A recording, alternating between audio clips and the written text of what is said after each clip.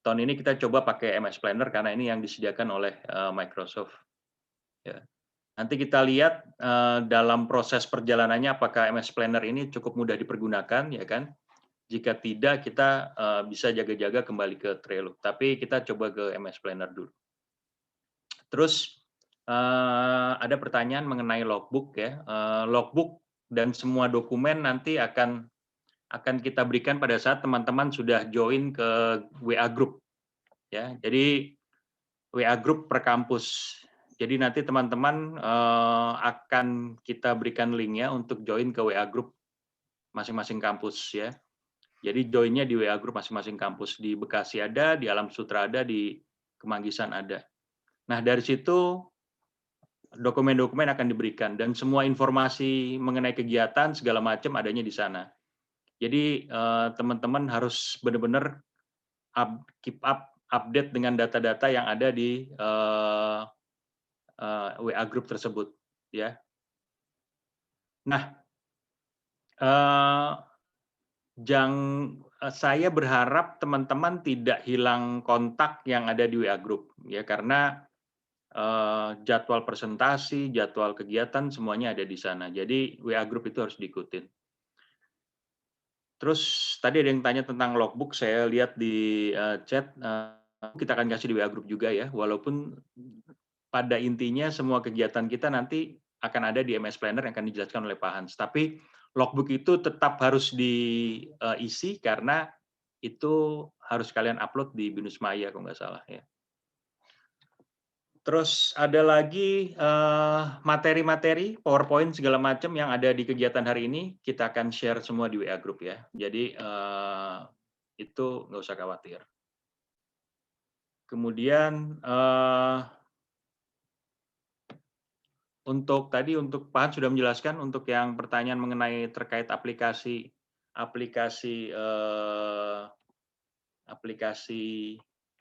registrasi enrichment, kita akan kedatangan tamu ya dari IT. Beliau akan menjelaskan, jadi kalian persiapkan pertanyaan kalian seperti itu. Ya. Nah, untuk kelompok sendiri kita mungkin sudah dijelaskan Pak Hans kemarin, kita memperbolehkan untuk 5 orang ya. Dan bisa beda jurusan, beda kampus. Silakan aja. Ya. Terus untuk coaching, Pak Hans juga mungkin sudah menjelaskan kemarin bahwa kalau di Alam Sutra oleh Pak Gatot ya, di Bekasi oleh Pak Rido, di Kemanggisan oleh Bu Indri untuk yang non tekno, Pak Hans yang tekno. Saya akan support nanti di ketiga kampus tersebut ya. Mungkin saya akan support di Alam Sutra dan Kemanggisan karena memang coach-nya agak terbatas. Rules yang lain mungkin Pak Hans sudah menjelaskan ya. Cuman kita kita menganggap bahwa teman-teman ini udah cukup dewasa ya karena rata-rata kan sudah semester 5 ya berarti ya. Semester 5 kan.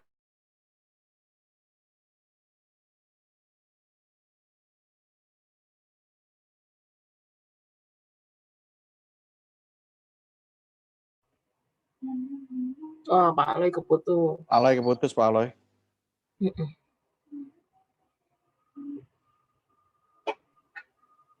Ngomong-ngomong, ada bisa lanjutin nggak?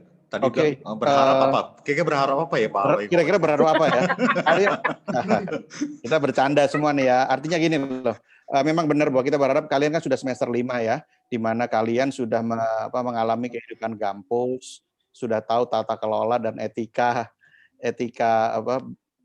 ber-Zoom ria, menggunakan komputer ya. Artinya kalian sudah kita anggap sebagai manusia-manusia yang siap bekerja dengan teknologi, dengan hal-hal yang berkaitan dengan our normal life sekarang ini adalah dengan menggunakan gadget ya. Artinya tata etika menulis email. Kemarin Bu Indri juga Coach Indri sudah ngasih panduan bagaimana cara ngontak lewat WhatsApp, nanti ada yang lewat grup ya. Artinya semua itu udah bagian dari your daily life ya. Dan kita semua 5 coach yang ada di sini juga punya activity yang sama dengan kalian. Di luar kita mendampingi teman-teman semua, di saat kita semua harus menjalankan tugas sebagai site supervisor, sebagai wali coach kalian di track enrichment entrepreneur, teman-teman juga tahu bahwa kita juga sebagai pendidik di BINUS University. Artinya kami semua ini juga punya jadwal mengajar. Artinya pada saat jadwal mengajar itu, kami ini tidak membuka kesempatan untuk teman-teman coaching. Jadi kapan Pak saya harus coaching? Coaching itu nanti disesuaikan dengan penjadwalan antar coach dengan tiap-tiap kampus ya.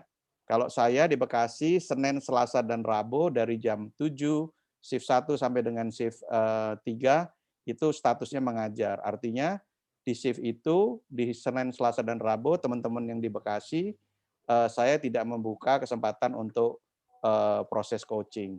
Tapi di luar hari shift Senin, Selasa, Rabu, ya mulai dari jam shift ke 4, 5, saya membuka. Jadi antara jam 1 sampai dengan jam 5, saya akan membuka layanan untuk coaching. Artinya teman-teman nanti akan punya waktu, silahkan diatur ya, sesuai kelompoknya, tiap kelompok janjian nanti akan ada di WhatsApp group ya, di mana kita semua akan berinteraksi, akan ada penjadwalan, disesuaikan ya, tiap grup minimal biasanya berapa lama Pak? Teman-teman akan coaching itu tergantung kalian juga dari ya. Proses lama tidak lamanya coaching itu tergantung dari kalian yang mengeksekusi dan mengalokasikan waktu yang mau kalian diskusikan. Karena kalian sudah punya action plan, kalian punya rencana, hari itu mau kemana, itu dimasukkan activity-nya ke dalam MS Planner ya. Dan di situ nanti setiap berjalan itu minimal 1 minggu sekali akan ketemu dengan kami-kami. Nah, ketemunya itu dalam konteks mengejar apa yang akan dicapai, mengejar apa yang akan dikerjakan, dan bagaimana ketika ada obstacles, ketika ada planning yang kira-kira membutuhkan diskusi, disitulah kalian baru membuat planning untuk ketemu kami ya. Dan nanti seluruh materi itu pun ketika misalnya sehari Senin kalian sebagai contoh nih yang terjadi dalam selama ini teman-teman ya. Hari Senin misalnya kemarin Pak Han sudah bilang mau berencana ketemu 3 orang. Ketemu itu di mana? Saat ini rata-rata karena semuanya ketemu by Zoom atau by WhatsApp call atau apapun ya, silahkan dicatat, silahkan ditentukan siapa yang mengerjakan itu, siapa yang membuat listing pertanyaan, siapa yang membuat daftar pertanyaan, target hari itu mau ketemu siapa, masukkan semua itu di dalam MS Planner. Artinya, MS Planner kalian itu mencatat bahwa hari itu PIC dari tiap-tiap grup itu mau mengerjakan apa. Kalau dalam grup tadi antara Pak Coach Aloy sudah bilang ya, bisa berlima. Nah, berlima hari itu, 5 orang itu, si A ngerjakan apa, catat. Si B di-assign untuk apa, catat. C ngerjakan apa, D ngerjakan apa. 5 orang itu setiap hari mengerjakan sesuatu. Nah, silahkan activity hari itu kalian catat di Trello, dikasih waktu timeline-nya, di-share di MS Planner, dan kita bisa melihat. Itu namanya things to do. Things to do hari itu adalah mensupport bahwa besok saya mau ngapain. Karena fungsi kalian sebagai pebisnis adalah action plan hari ini adalah bagian dari teman-teman untuk meyakini bahwa ketika hari itu selesai, hari itu mau mencapai apa, besok pagi reviewnya seperti apa. Artinya hari kedua itu tahu assignment KPI itu akan dibuat seperti apa. Mau siapa yang mengerjakan, dan nanti di akhir minggu ketika ketemu dengan kami para coach, silakan dibahas. Ya, siapa saja mengerjakan apa, mencapai target yang apa, action plan selama 1 hari sampai dengan 1 minggu itu bisa diperpanjang atau diperpendek. Ya, jadi ada habit-habit yang harus teman-teman kerjakan ya. Oke. Silahkan teman-teman kalau mau ada pertanyaan silahkan raise atau ada chat ya. Saya ngelihat ada lagi nih. Siapa Coach nih? Rido bisa bikin Coach Gatot dan Coach Ale mungkin sebagai co-host ya. Sebentar ya. Oke, sebentar. Terima kasih. Atau kan saya mulai aja ya MS Planner ya. Oh, silakan Kosan. Ketika Kosan sudah siap silakan, saya akan bantu yang lain. Thank you ya. Pagi teman-teman semuanya, ini saya akan menjelaskan tentang MS Planner. Kalau kemarin saya sudah sempat sharing mengenai peraturan atau kegiatan aktivitas kita di inkubator, kan kalian sempat melihat kan, daily activity itu kita menggunakan MS Planner. Saya akan screen. Oke. Apakah layarnya sudah muncul, teman-teman? Sudah ya, oke. Baik. Nah, jadi begini, setiap ini adalah sama seperti Trello ya, bentuknya mirip seperti Trello. Jadi ini adalah ruang kerja kita. Nanti para wali coach yang menjadi wali coach kalian, maksudnya, misalkan saya karena menghandle startup yang bidangnya itu di Technopreneur, maka saya akan membuatkan room atau ruang kerja ini buat tim-tim yang saya handle atau saya sebagai wali coach-nya. Misalkan kalau kamu wali coach-nya adalah Coach Rido, nanti Coach Rido yang akan membuatkannya gitu loh. Cuman yang kami undang itu yang terdata di Binus Maya. Jadi email misalkan kalian semua menggunakan email yang di Binus Maya, kita akan undang dari situ. Sekarang saya boleh minta contoh nggak? Maksudnya ada nggak satu tim yang udah lengkap di sini? Mungkin satu perwakilannya. Ada tim nggak? Saya langsung buatin sekarang gitu maksudnya. Iya, buat demo ya. Siapa yang langsung bisa kalau bisa yang Kemanggisan, Pak, teman-teman Kemanggisan. Atau nggak udahlah. Kita kan belum tahu ya, mungkin timnya belum ini ya. Baik. Jadi saya mau jelaskan dalam ruang kerja kita ini kita ada 4 lajur. Ini 4 lajur utama ya, 4 lajur utama. Kalian boleh nambah. Cuman jangan menghilangkan yang to do, doing, review, dan done. Jangan. Karena kami membutuhkan 4 ini. Tapi kalau misalkan kalian membutuhkan satu proses lagi, misalkan prosesnya dari to do, doing, review, mungkin setelah review ada approval atau apa gitu ya, mau ditambahin lagi, silakan boleh. Cuman kami hanya butuh 4 ini aja. Oke. Nah di sini nanti kegiatan yang saya lakukan, saya akan meng-add dalam tim ini, katakanlah namanya Startup S, saya akan meng-add anggotanya. Misalkan anggota pertama adalah, wah ini internetku juga begini ya.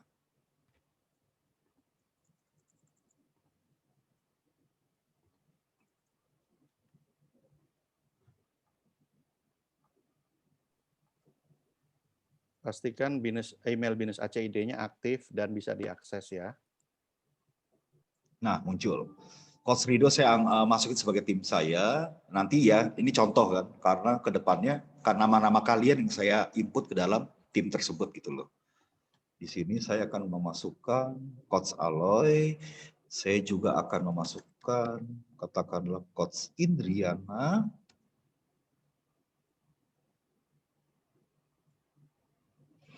Oke, dan terakhir saya masukkan Coach Gatot. Ini kegiatan nanti akan dilakukan oleh para wali coach kalian. Nah, kemudian kita akan melakukan diskusi. Kita akan melakukan coaching ya, bahasanya coaching gitu ya. Jadi nggak ada lagi kegiatan kelas ngajar-mengajar itu nggak ada. Kita akan coaching dan itu sifatnya per tim. Jadi misalkan kalian anggota ada 3 orang, kita akan diskusi berempat ya. Jadi 3 orang anggota kalian dengan coach kalian akan diskusi. Nah, misalkan dalam diskusi tersebut kita misalkan membahas mengenai penentuan apa sih segmen kalian, apa sih target kalian, dan positioning nih ceritanya kalau perusahaan kalian jadi nih positioningnya di kancah industri itu seperti apa. Misalkan pembahasannya adalah seperti itu kan. Baik Pak, kami akan coba cari informasi deh untuk targetnya. Kami coba lihat siapa ya targetnya. Kami akan melakukan riset. Misalkan gitu ya. Berarti kita akan masuk ke dalam to do, mencari atau menentukan segmen customer misalkan seperti itu ya. Oke. Nah, nanti di sini sebetulnya yang menentukan siapa yang mau mengerjakan di tim kalian adalah kalian sendiri. Nah, ceritanya dalam hal ini coach kita ya, dalam contoh ini ya, coach kita adalah Coach Gatot. saya ceritanya satu tim, saya sebagai startup ya, satu tim dengan Indriana, Pak Rido, dan Pak Aloy ya, dengan Bu Indri maksudnya. Saya di sini misalkan sebagai CEO-nya. Maka saya akan menentukan, gimana, Sis, lu mau ngerjain nggak bareng sama Mas Rido? Oh mau, biar saya ngerjain aja. Nah, oke. Saya akan klik yang member yang mengerjakan adalah Sis Indri dan Mas Rido. Oke. Nah, kemudian sepakat misalkan kapan kamu udah kelar kira-kira segmen ini ya, kamu nyari riset kapan kelar? Misalkan besok deh. Oke, saya set tanggalnya waktu besok. Setelah selesai, kita add task.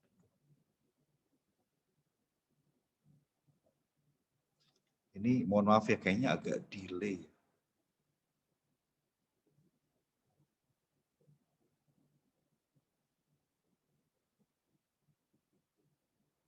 Makasih Pak Han, saya sudah kasih tugas, artinya saya bisa mengerjakan. Itu ada email langsung masuk ya teman-teman. Udah masuk ya, Ketika tapi dia kayaknya sign, di monitor kayaknya, maksudnya di layar ini belum terupdate ya, mungkin Iya. karena koneksi ya, ini koneksinya kurang. Artinya gini ya teman-teman, bahwa ini adalah simulasi yang dikerjakan dalam tim MS Planners, di mana tiap individu itu pasti mempunyai tugas dan tanggung jawab.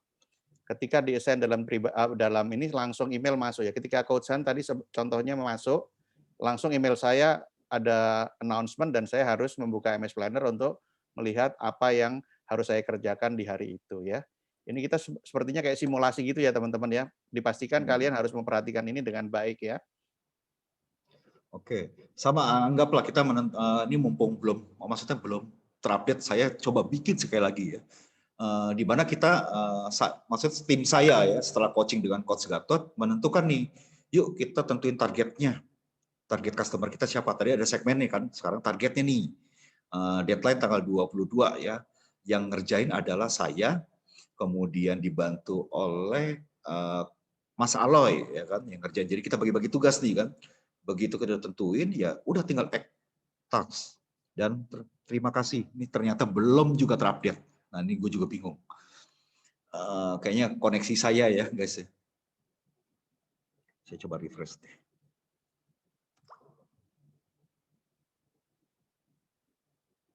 Oke, setelah di refresh muncul. Udah muncul Pak. Ya. Oke ya, udah muncul ya. Nah, ini kan baru masuk di di lajurnya to do, karena kita masih planning. Oke, yang nentuin target adalah Hans dan Aloy. Yang menentukan segmen adalah Rido dan Indri misalkan itu. Nah, begitu, yuk saya mau mulai ya sekarang ya, mengerjakannya. Pindahkan saja teman-teman ya, cards-nya itu ke doing. Ternyata misalkan Coach Rido dan Coach Indri belum melakukan, maksudnya belum melakukan ya hal tersebut yang menentukan segmen, dia masih tetap dituduh. Kalau mereka Coach Indri dan Coach Rido misalkan, iya kami juga mau mulai ya, biarlah mereka yang menggeser sendiri, ya teman-teman ya, mereka menggeser sendiri. Nah di sini sebetulnya kita melakukan kan segmen kita apa, nah tinggal buka aja teman-teman, tinggal buka aja. Kalau memang udah ada data-data yang kalian dapatkan, kalian tinggal add ya. Di sini ada add attachment. Bisa file, bisa link, ya SharePoint bisa gitu kan. Silakan. Kemudian kalau kalian misalkan mau bertanya, misalkan saya anggaplah bertanya, Coach Gatot, saya masih saya misalkan ini, Coach Gatot saya menemukan fakta target saya banyak, misalkan itu. Apakah saya perlu memilih? Apakah saya perlu menyempitkan ya, maksudnya memilih salah satu atau semuanya, misalkan ya, saya contoh itu. Nah ini tinggal di send aja. Nanti kami para wali coach itu akan memonitoring apa yang kalian lakukan gitu loh. Misalkan kalau ceritanya kalian bertanya dengan saya, ternyata saya misalkan nggak kunjung membalas atau apa, kalian bisa mengingatkan saya misalnya di WA gitu loh. Coach, misalnya saya nanya nih, kira-kira baik gimana ya? Nah, seperti itu ya teman-teman. Ini bisa jadi tempat diskusi kita. Oke, anggaplah attachment dapat ada file yang di taruhlah filenya, saya coba sebagai contoh, misalkan ini ya, filenya ya. Kamu udah dapat datanya atau informasi mengenai target customer Anda ya, kalian ya. Ya udah, begitu udah ada file kalian close, terus kalian bisa pindahkan. Karena kalian udah lakukan, udah selesai, kalian bisa pindahkan ke area review. Nah, disinilah kita coach yang akan melihat sebetulnya, oh udah benar atau belum, ada yang perlu diperbaiki atau enggak, ada yang perlu ditambahkan atau tidak gitu loh. Kalau memang sudah benar, ya melalui coaching misalkan, Pak udah benar belum? Udah benar ya. Kalian bisa pindahkan ke Dan, atau nanti kami para wali coach yang memindahkan ke Dan. Kalau ke Dan ini udah, kalian nggak usah hiraukan lagi. Tinggal jangan sampai data ini hilang ya. Karena data ini akan kalian masukkan nanti di laporan akhir. Sebetul begitu ya teman-teman. MS Planner kegiatan kita hanya ini aja kok.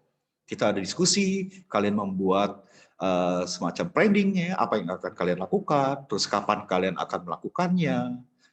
Kemudian setelah kamu melakukan, kalian melakukannya, kalian tinggal review, ini udah benar atau belum, atau ada yang salah atau enggak, gitu loh. Ada yang perlu ditambahkan kah? Nah begitu itu udah selesai, kita done. Seperti itu ya teman-teman, kegiatan kalau di MS Planner itu ya overall ada seperti ini. Mungkin kalau ada yang mau bertanya silakan ya. Jadi jangan sampai sesat di jalan. Ada yang mau ditanyakan teman-teman, kenapa kita harus mencatat activity daily kalian? Ada yang paham nggak objektifnya kenapa di record ini jadi penting? Silahkan ditanyakan ya. Jangan Coach, sampai Anda, ya silakan. saya mau bertanya, Coach. Kalau saya misalkan memasukkan membernya di tengah jalan, itu nggak apa-apa nggak, Coach? Nggak apa-apa, itu nggak apa-apa. Jadi Sering terjadi ya Coach Rido ya. Ada yang pecah kongsi di tengah jalan, pindah kemana ya Coach? Maksudnya di tengah jalan itu artinya tadinya kelompok sama yang lain gabung sama kamu atau kamu tambah orang baru gitu maksudnya. Tapi kan semuanya asal terdaftar dalam track enlistment-nya BINUS kan, bukan orang luar. Karena kan yang terdaftar kan kalian sama internal di dalam BINUS-nya toh. Enggak apa-apa itu. Orang BINUS ya, Coach, maksud saya, Coach. Ya, maksudnya bukan kamu tahu-tahu ketemu di Mall Alam Sutra terus kamu ajak itu bukan. Karena kan yang terrecord kan oh iya, ya udah nggak masalah. Coach Rido sama Coach Hans pembicaranya sudah hadir. Oke. Coach Rido tolong diberikan Oke, siapa? host Pak Riki sudah hadir ya? Iya, Pak Riki. RIKY. Yes. Oke, sip. Selamat pagi Pak Riki, apa kabar? Masih di mute, Pak. Oke, teman-teman ya, kebetulan pembicara sudah hadir, silakan saya berikan ke Pak Riki. Thank you. Selamat pagi Pak Riki. Terima kasih, selamat pagi Bu Indriana. Iya, baik. Pak Rido, Pak Hans, selamat pagi semua. Pagi. Pagi Pak. Iya, pagi semuanya. Saya langsung nih. Baik. Silakan Pak Riki. Oke, saya mulai ya. Sebelumnya perkenalkan dulu, nama saya Riki. Saya juga sebenarnya selain alumni BINUS, saya juga ngajar di Alam Sutra, di ASO, BINUS ASO, dan juga ngajar, dulu ngajar di BINUS juga cukup lama. Kalau dari awal mahasiswanya juga, saya mahasiswa teknik komputer ya juga sekaligus asisten di lab hardware juga. Jadi ya mungkin wajah baru buat teman-teman sekalian yang di sini, tapi mungkin sudah cukup lama juga berkecimpung di BINUS sih. Jadi salam kenal buat semuanya. Hari ini saya ingin sharing idea tentang apa yang saya kerjakan selama ini sebagai seorang entrepreneur.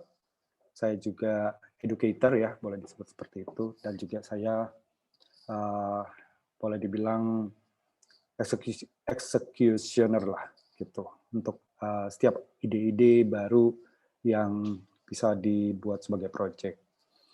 Apa yang ingin saya sharing hari ini adalah tentang beberapa ide dan juga sekaligus ingin mengajak teman-teman mahasiswa di sini encouraging bagaimana bisa teman-teman itu mungkin melihat entrepreneurship ini sebagai sesuatu yang menjanjikan seperti itu. Oke, saya mulai dengan beberapa ide lah, mungkin karena waktunya juga terbatas, supaya lebih banyak tanya jawab. Apa yang saya kerjakan, misalnya contoh mulai dari ide, karena saya juga latar belakangnya mahasiswa teknik komputer, jadi saya lebih banyak berkecimpung di beberapa sistem ya. Jadi misalnya sensor suhu, temperatur, sensor ada RFID, macam-macam ya. Semua sensor yang bisa kita ukur itu pasti bisa kita kontrol. Semua yang kita bisa kontrol pasti bisa kita ukur, bolak-balik seperti itu di dalam dunia microcontroller seperti itu. Nah, saya itu selalu mulai dengan beberapa ide. Saya itu punya kebiasaan, setiap ide yang terbersit di kepala saya, maka saya akan mulai mencatat ke sebuah buku. Dan suatu saat, saya sering bolak-balik lagi ke buku saya itu pada saat ada permintaan dari teman ya. Biasa kita juga memperluas jaringan untuk mendapatkan potensi-potensi pekerjaan atau proyek atau bisnis lah, seperti itu. Jadi setiap kali ada permintaan misalnya, Pak, Bapak ngerti tentang RFID gitu, tahun 2015. Oh iya, kenapa? Kita mau ada kebutuhan untuk tracking inventory kita, Pak, tracking aset kita menggunakan RFID, apakah memungkinkan?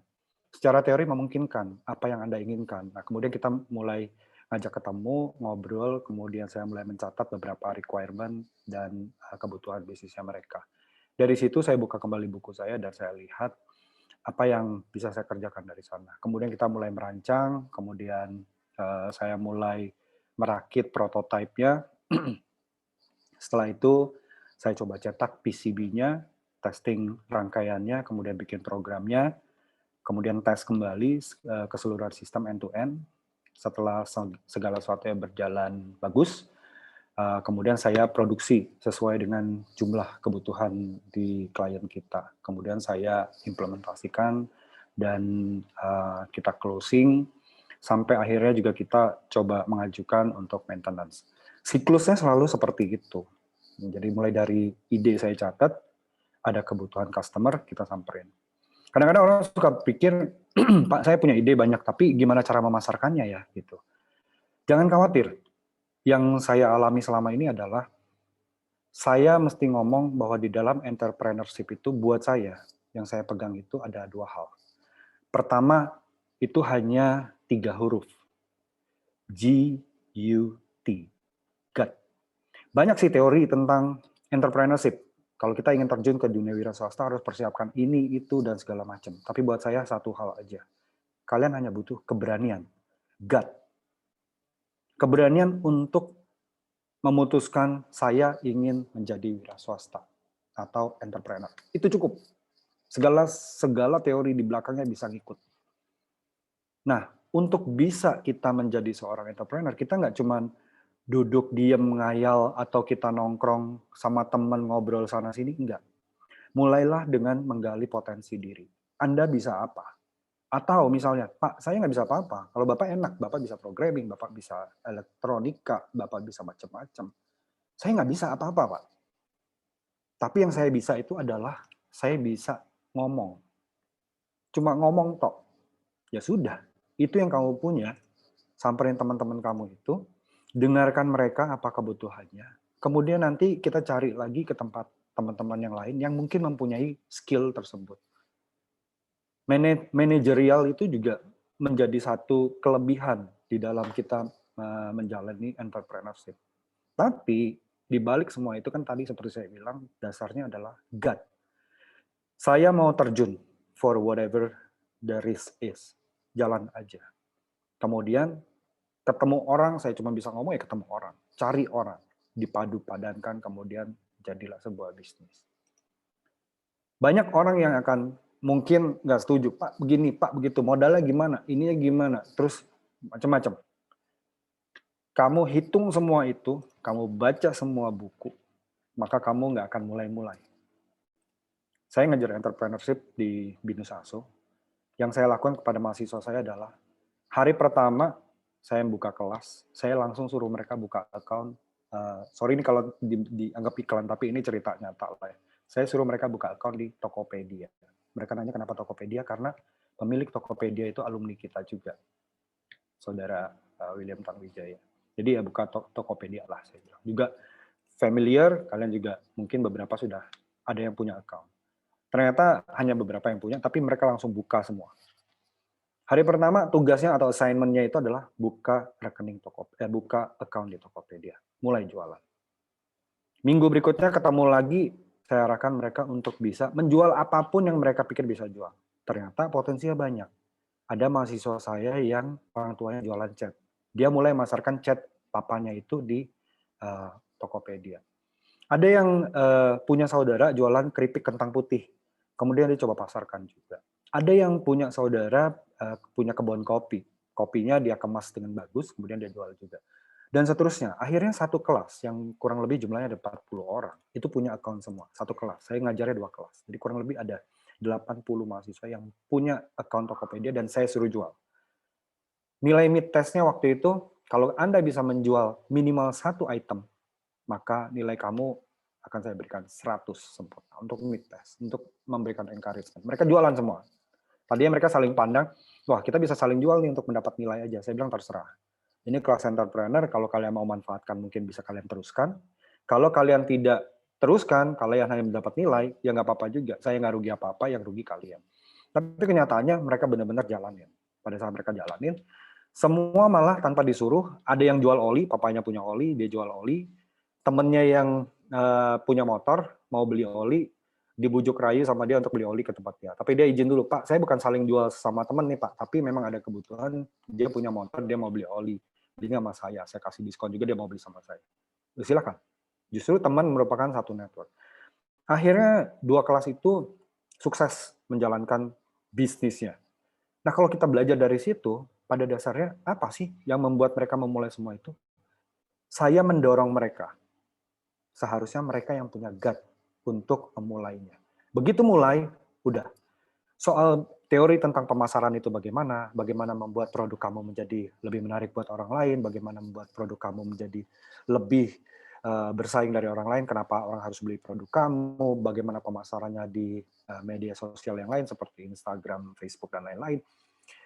Itu akan berjalan secara natural. Kenapa? Kamu ingin produk kamu bisa terjual dengan banyak. Kembali lagi kepada kasus saya. Pada saat saya sudah punya ide, saya bikin. Saya pasti pada saat kita ngobrol minum kopi, saya akan cerita sama teman-teman saya. Saya punya produk apa, saya punya kemampuan apa, segala macam. Kita harus mulai menjual diri kita. Pada saat kita sudah mendapatkan gut, I decide to become an entrepreneur, kemudian kamu harus mulai menjual diri kamu dan menjual apa yang kamu punya. Supaya mendapatkan potensi-potensi bisnis itu. Sambil terus membangun network kita otomatis. Buat saya, entrepreneurship it's all about gut. Terus bagaimana Pak kalau nggak menguntungkan, terus kalau sudah sampai setahun nggak menghasilkan juga, apakah kita terpaksa mesti cari kerja? It's your own call. Tapi saya katakan seperti ini buat mahasiswa saya, terutama ini kan karena saya bicara di depan mahasiswa nih. Mahasiswa itu has nothing to lose. Kenapa saya katakan seperti itu? Anda biaya kuliah mungkin sebagian besar masih dari orang tua. Uang saku masih sebagian besar dari orang tua. Kamu belum punya keluarga, belum punya anak yang mesti ditanggung, belum punya istri yang mesti ditanggung, belum punya kebutuhan keluarga yang signifikan, mesti bayar sewa rumah, mesti bayar sewa mobil, mesti bayar cicilan kredit dan macam-macam, belum. So you have nothing to lose. If you start now, kalaupun gagal, kamu tidak akan rugi apa-apa. Kenapa nggak coba? Kalian tahu, apa menjadi pertimbangan terbesar oleh seseorang yang ingin memasuki dunia entrepreneur? Pertama, mereka selalu mikir apa? Modal. Yang kedua, mereka mikirnya apa? Kalau saya gagal, bagaimana saya bisa mengcover kebutuhan-kebutuhan saya? Kalau gajian kan enak. Tiap bulan, kerja nggak kerja, kasar ngomongnya gitu ya. Kerja nggak kerja, dapat gaji. Nggak pusing saya. Jadi balik ke kita. If you have the gut to go with entrepreneurship, maka kamu tinggal jalankan itu aja. Tapi kalau saya khawatir ini, saya khawatir itu, saya nggak punya modal, saya nggak punya teman, saya nggak punya skill, saya nggak ngerti mau bikin apa dan segala macam. Man, Jalanin aja kalau kamu mau pergi ke employmentship. Silakan. Tapi saya katakan di sini, sayangnya apa? Pada saat kamu sudah, nanti kamu jalan, kamu kerja sudah enak, orang bilang ada di comfort zone ya. Kamu nggak akan mau beranjak dari situ. Kamu udah mulai punya gajian, kamu punya secure income yang seperti itu. Kamu disuruh usaha, udah mikirnya 1.000.000 kali. Bukan mikir 2 kali lagi. Kenapa? Kalau saya nggak kerja, gaji yang biasa saya dapatkan tiap bulan bagaimana? Itu pertimbangannya tambah banyak. Makin lama makin banyak. So if you start now, kamu masih nggak punya sesuatu yang perlu dikorbankan. Jalanin aja, seperti mahasiswa saya yang di Bita Saso itu, buka account dulu, kan kata Tokopedia kan, buka dulu aja, gitu. Nggak usah mikir-mikir, buka dulu aja. Habis itu kita baru pikir, bagaimana cara menghasilkan lebih bagus. Nah, sekarang ini kalau kita ngomong gagal, ya nggak apa-apa. Selama saya bilang ke mahasiswa saya, kadang-kadang ada model orang tuh yang oke, saya dengan gut, saya akan jalanin entrepreneur. Kemudian, come to your papa, ngomong. Beh, gimana beh, gue mau ini beh, mau usaha beh. Babe ada modal nggak? Pih, gue mau usaha ini pih. Bisa papi bantu modal. Don't do that. Kenapa? Buat kita yang sudah terjun di dunia entrepreneurship, kita juga paham bahwa resiko usaha itu adalah 100%. Artinya kalau kamu mau usaha apapun, resiko kamu itu 100%. Kamu minta modal 1 juta ke orang tua, resiko kamu 1 juta. Kamu minta 10 juta, resikonya 10 juta. Yaitu 100%. Kenapa? Maksudnya apa sih, Pak? Maksudnya adalah kalau kamu minta modal ke orang tua kamu dengan resiko 100% seperti itu, kalau gagal, maka kamu rugi sebesar uang kamu itu. Dan biasanya 1 juta, 10 juta mungkin agak susah untuk memulai usaha. Belum lagi kita ngomong, saya perlu tempat, saya perlu sewa, saya perlu renovasi tempatnya, saya perlu modal untuk beli barangnya, saya perlu duit untuk bayar karyawannya tiap bulan. Paling nggak orang bilang, Pak, saya baca di buku, entrepreneur itu 3 tahun lah Pak baru balik modal. Jadi Bapak atau Papi modalin saya dulu deh 3 tahun. Mati. Kenapa? Karena kita hanya berdasarkan gut itu tadi. Kita nggak pikir setelah gut itu apa. Kalau kita bilang, I have gut because I have money. Nah ini racunnya di situ. Jangan pernah berpikir, I already have gut, I need money. I come to my parent for some ransom. Jangan. Resiko 100% bro. Tapi bagaimana Pak? Kita mesti menjajaki usaha-usaha yang pertama-tama tadi. Saya punya kemampuan apa? Kemudian di sekitar kita, teman-teman bisa apa? Dia punya tempat, ayo kerjasama. Kemudian kita ngomong tentang bagi hasilnya, bagi-baginya, segala macam. Saya punya teman yang dia punya orang tua yang jualan kue. Ayo jualin kuenya di sini, kita coba ini. Saya mau buka kafe, mau nyewa. Oke lah, patungan sama teman-teman untuk memperkecil resiko. Lah, saya nggak punya duit kan Pak, nggak boleh minta. Ya, kita bisa jadi manajemennya. Sebagai CEO, saya nggak mesti keluar modal. Saya yang ngaturin deh, lu punya duit tapi nggak punya waktu, ayo. Gue punya waktu, nggak punya duit, gimana? Gue punya barang tapi gue nggak punya tempat nih. Oke, gue punya tempat, gue nggak punya barang, ayo gabung. Yang seperti itu pun bisa kita lakukan. Terus, ya kalau kita nggak punya teman gimana Pak? Saya bilang, ya sekarang kalian sudah enak sekali. Kenapa?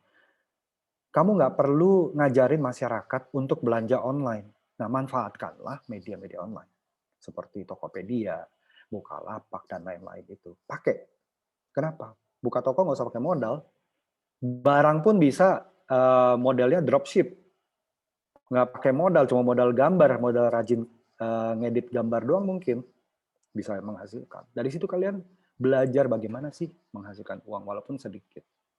Nah dari situ kamu tahu nanti dunia. Oh ternyata untuk jualan kaos misalnya, custom printed t-shirt. Saya ternyata untuk bisa lebih untung, saya mesti cari t-shirt yang lebih murah nih. Misalnya pergi ke Tanah Abang, cari ke source-nya. Oke. Kemudian, kalau saya nge-print, ternyata mesin printer itu harganya sekian. Kalau patungan sama teman, balik modalnya lebih cepat. Karena emang permintaan kita. Hal-hal semua itu yang harus kalian pikirkan sendiri. So for me, entrepreneurship is an art. Bisnis itu art. nggak ada satu teori yang bisa membantu kalian yang benar-benar fit into your needs. Ya kalian boleh baca, karena apa? Membaca itu kan membuka wawasan kita. But do not copy paste what people think ke dalam ke dalam model bisnis kalian. It will be totally disaster. Kenapa? Every single business has its own characteristic. Masing-masing punya keunikannya. Gitu. Jadi kamu temukan intisari dari bisnis kamu sendiri, kemudian kalian coba gali setahap demi setahap. Nggak mesti orang selalu kan gini. Banyak daerah rumah saya juga anak-anak muda bikin kafe. Satu bikin kafe, latah bikin kafe semua. Tapi akhirnya apa? Ya kalau misalnya dalam satu kompleks perbelanjaan begitu, buka kafenya modelnya sama, jualannya ya kopi-kopi juga, nggak semua orang tahu loh. Kopi ini sebenarnya Robusta Arabica, Arabicanya Arabica mana, Robusta mana, terus nge-roastnya bagaimana, kemudian juga sampai kita blend jadi istilahnya espresso, one shot, single shot, double shot, yang seperti itu, gramasinya berapa, dan tetek banget, nggak ada yang sampai tahu detail seperti itu. So, if a lot of people, more than many people that do not exactly know what is a coffee is, but then you get into that business and then you do not know how to make your business unique.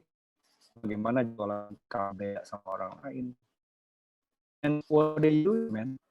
Saya pernah mengamati di kota kelahiran saya, Palembang. Itu ada satu rumah sakit. Banyak orang jualan apa? Nasi goreng.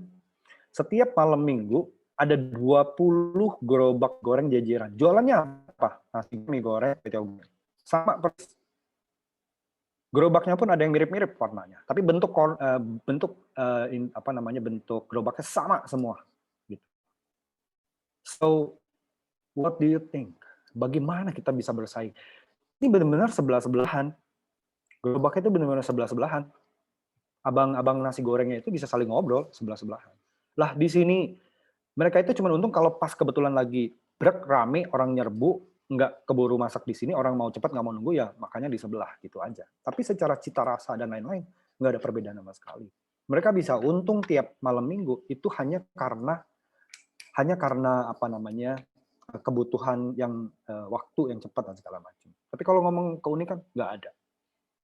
Sampai ada tempat lain bikin dengan model yang sama, mereka akan cari yang lebih dekat rumah, yang lebih dekat pusat entertainment seperti bioskop dan lain-lain. Nah, yang hal seperti itu akan membunuh kita sendiri kalau kita nggak mencermati hal-hal seperti itu. Tapi kalau kita punya perbedaan dan kita tahu, kalau dia jual kopi, saya jual kopi, ambil license franchise dari Starbucks whatever, keren kan? Saya buka di sebelah kamu, jual kopi warungan gitu. Kopi angkringan atau apa namanya. Kamu jual kopi 1 cup 20.000 sampai 40.000 misalnya. Saya jual kopi 1 cup 5.000. Saya untungnya udah kemana-mana loh. Kopi kapal api aja. Nah itu nggak tepat. Kita juga mesti lihat ya pesaing kita siapa segala macam. Balik ke kasus saya juga waktu bikin sesuatu, misalnya saya bikin yang namanya IMS, Environment Monitoring System. Nah, IMS saya itu mesti berbeda dengan apa yang ada di pasaran. Saya sudah mempelajari bahwa satu-satunya perbedaan yang paling signifikan yang dibutuhkan oleh calon klien kita adalah harga. Karena apa?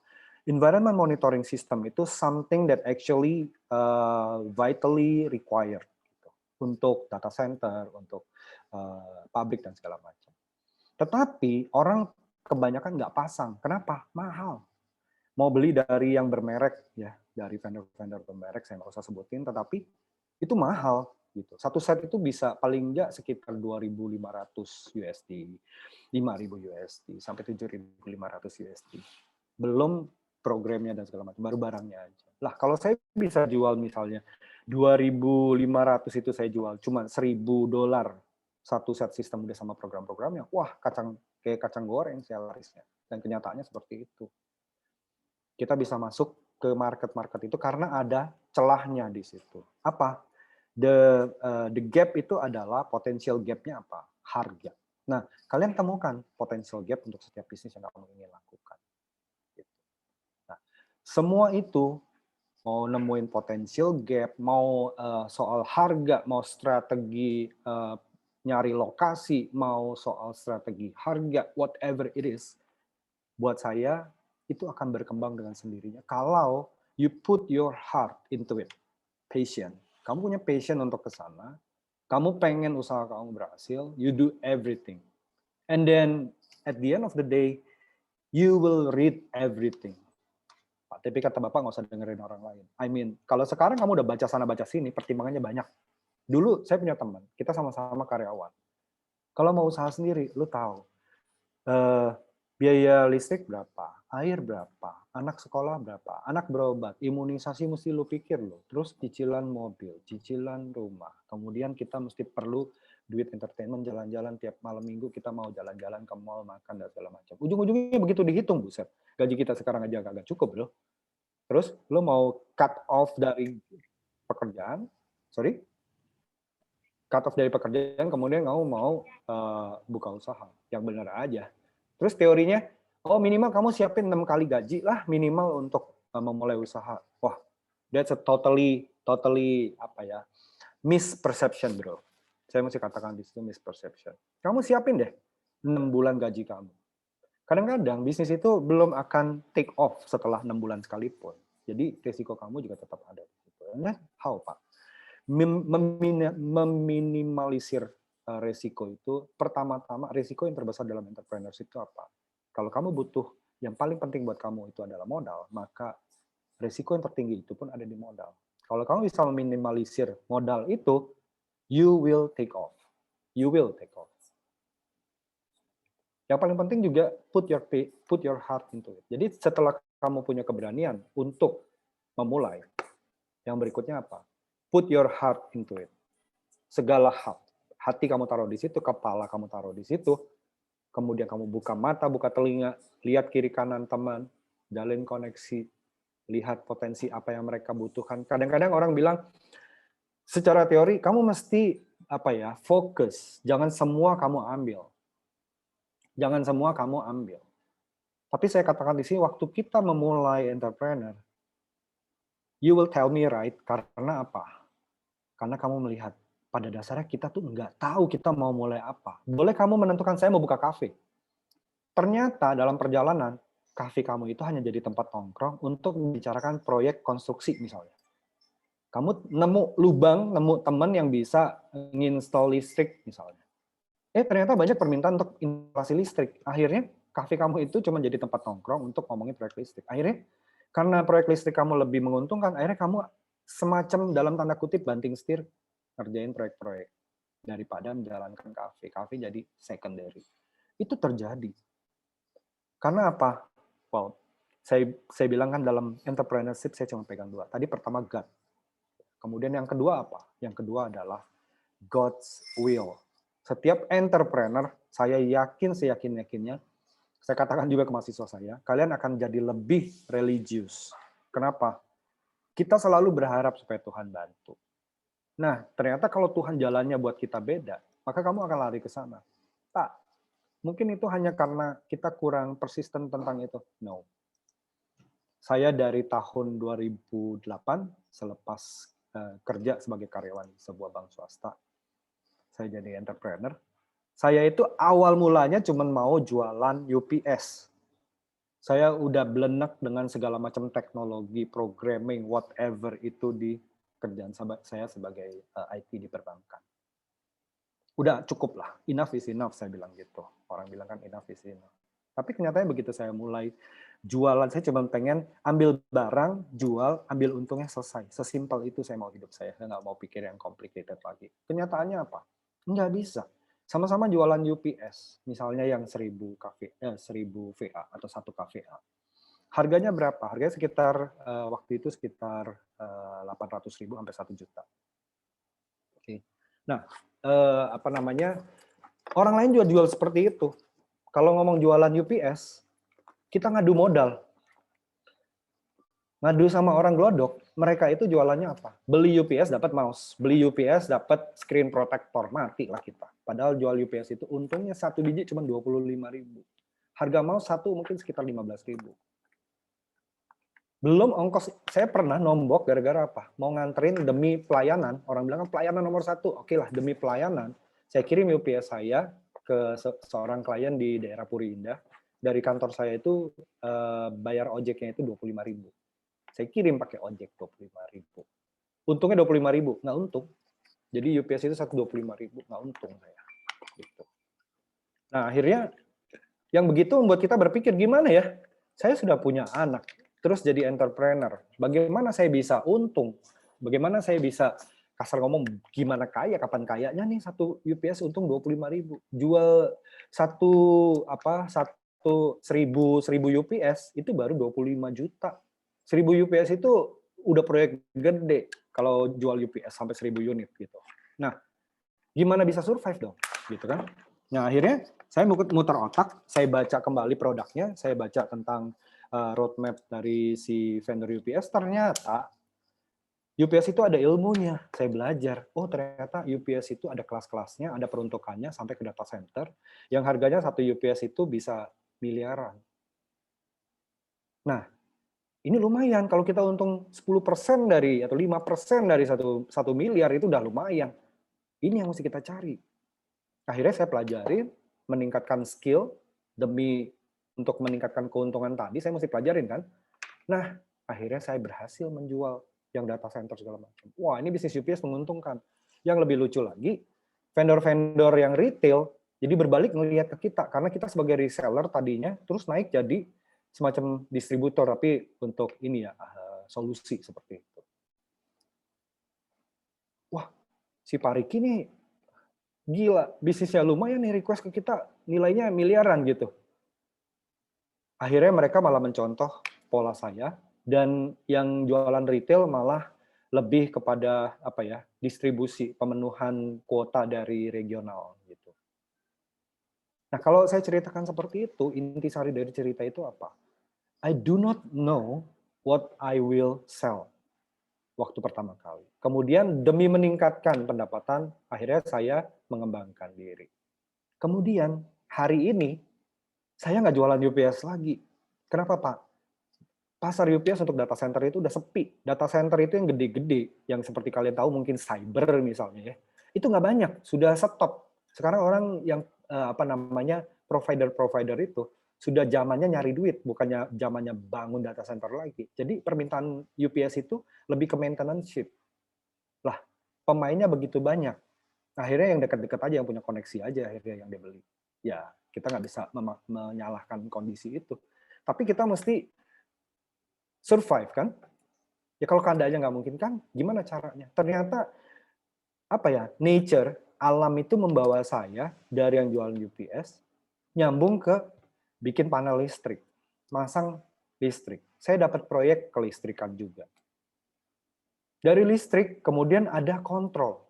Saya dapat proyek otomasi, jadi smart building. Ngontrol lampu dan segala macam, jualan solar panel karena untuk automation itu kalau yang diotomasi itu bisa menggunakan source power dari solar panel akan lebih irit lagi. Akhirnya sampai ke sana. Kemudian dari otomasi itu saya lihat, gila, jual sistemnya miliar-miliaran, tapi saya untungnya itu cuma nggak sampai 5%. Kerjanya lebih berat daripada untungnya. Nggak sesuai nih. Terus gimana dong? Ternyata saya lihat loh, ini kan controller ini, saya kan belajar waktu dulu di teknik komputer. Saya belajar yang namanya microcontroller. Saya pernah bikin sistemnya. And then I try to menyamakan dengan apa yang dijual oleh vendor-vendor kakap tersebut. Saya bongkar alatnya mereka, sensor cahaya misalnya, saya bongkar dalam, ternyata IC-nya sama nih dengan kita beli di impor dari Cina misalnya. Itu murah, sekali beli serenteng istilahnya. Ya udah saya impor deh. Istilah impor itu beli lewat Alibaba, dikirim, dapat. Mahal ongkos kirim, biarin. Yang penting saya bikin prototipenya jadi dulu. Nah, ternyata belakangan ada, kita beli di Tokopedia aja, hitung ongkos kirim ya sama lah gitu. Tapi secara kita bikin sendiri, ternyata fungsinya sama. Kemasan, ya kita mesti rapihin lah. Indonesia itu masih jarang untuk bikin kemasan-kemasan yang bagus seperti itu. Makanya kita kalah bersaing sama Cina, salah satunya juga produk-produk kita itu kemasannya yang jadi masalah. Di Cina itu mau dibentuk kayak gimana aja cepat dan bagus dan murah gitu. Nah, jadi dari yang tadinya mau jualan UPS aja, kemudian saya berbalik jadi main yang namanya IoT sekarang kalau kalian tahu. Jadi main IoT, Internet of Things. Kemudian saya hire orang, programmer, untuk bikinin program IoT-nya. Saya yang mainin microcontroller-nya, programnya dibikin pakai PHP. Saya hire programmer. Bayar nih 20 juta untuk satu program. Dibikin, setelah dibikin, mau di custom, permintaan klien mau custom, nggak bisa. Kemudian juga dari si programmer, inilah, itulah, waktulah, saya juga kerjaan yang lain lah. Mati deh kita kalau begini. Ya kan? Akhirnya gimana dong? Udah deh, saya ini bukannya nggak mampu belajar programming. Oke, saya komit, saya belajar programming. Malam saya baca, pagi saya coba. Di tengah-tengah saya masih nyolder-nyolder untuk bikin sistemnya. Jadi ternyata wah, ini jauh lebih reliable daripada saya hire orang. Dan saya bisa how do you want it? I can make it. Jadi pede seperti itu. Akhirnya dari saya mulai mengembangkan program, mulai ke mobile juga, kemudian merambah nggak cuma IoT. Ada orang yang cuma mau bikin program inventory. Ayo bikin. Ada orang yang mau bikin program tentang procurement. Ayo, itu hanya software aja. Karena saya merasa saya biasa main software sama hardware. Begitu ada yang minta cuma software aja, wah itu kayak separuh beban hilang, nggak ada hardware-nya, gampang. Ayo, bikinnya lebih cepat, duitnya lebih cepat datang. Nah, kalau dilihat perjalanannya, dari saya cuma mau jual, ambil untung, ternyata saya berkembang sampai hari ini. Itu kenapa? Apakah Bapak jadi palu gada? Orang bilang, jangan palu gada, fokus. No, man. Saya mesti kasih tahu kamu bahwa di lapangan itu, kamu cuma ikut. Di mana duitnya, di mana ada duitnya, di situ kamu mesti ambil kesempatannya. Mungkin kamu nggak bisa, teman kamu bisa. Ayo, kerjasama. Gue ada proyek nih, kamu bisa nggak? Akhirnya kita jadi apa? Jadi kayak semacam orang bilang calo proyek. So what dengan calo proyek? Kalau kamu bisa manage proyeknya dengan benar, deliver dengan benar, itu adalah manajemen. Orang yang nggak ngerti bilang kamu calo proyek. Orang yang ngerti, dia akan bilang, skill kamu itu manajemen. Kamu bisa manage resources kamu untuk deliver proyek. Lah, tapi proyeknya macam-macam, Pak, palu gada. Nggak apa-apa, duitnya halal. Saya kerjain konstruksi, ayo. Saya kerjain MEP, Mechanical Electrical Plumbing, ayo. Saya kerjain programming, ayo. Saya kerjain data center, ayo. Karena apa? Tim untuk masing-masing pekerjaan itu toh beda-beda. And then you sit as the management of your company that you own yourself, misalnya nggak join sama teman atau apa, but you own it. That is your business because you are an entrepreneur. Kemudian ada opportunity di tempat lain because you are so good in management, you can try to look for some resources for that, and then kamu punya timnya untuk setiap pekerjaan itu, and then you gain some profit from there. It's totally okay. Mau ngomong gue palu gada kek, mau ngomong gue calo proyek kek, so what? Saya menghasilkan. Dan ternyata setelah kamu lihat lagi, banyak perusahaan seperti itu. Yang ternyata di Indonesia misalnya contoh Pak Sandiaga Uno lah kita ngomong. Dia itu manajemennya sangat luar biasa hebat. Ambil satu perusahaan yang jelek, dibagusin, bisa dijual lagi. Dia pegang saham kecil misalnya gitu. Cukup. Moles perusahaan, kemudian dijual lagi. Wah, itu banyak banget yang seperti itu. Dan kamu katakan dia palu gada calo proyek. Tidak ada pekerjaan yang tidak baik. Bahkan saya bilang ke mahasiswa saya punya orang tua yang punya teman, dia itu jual batu es. Batu esnya itu disimpan di gubuk-gubuk kayu yang dia bikin sendiri, di dalamnya ada serbuk-serbuk kayu untuk mengurangi pelelehannya itu. Wah, kita bilang, kapan kayaknya jual satu batu es cuma berapa perak gitu? Berapa ratus perak, nggak sampai 1000 perak.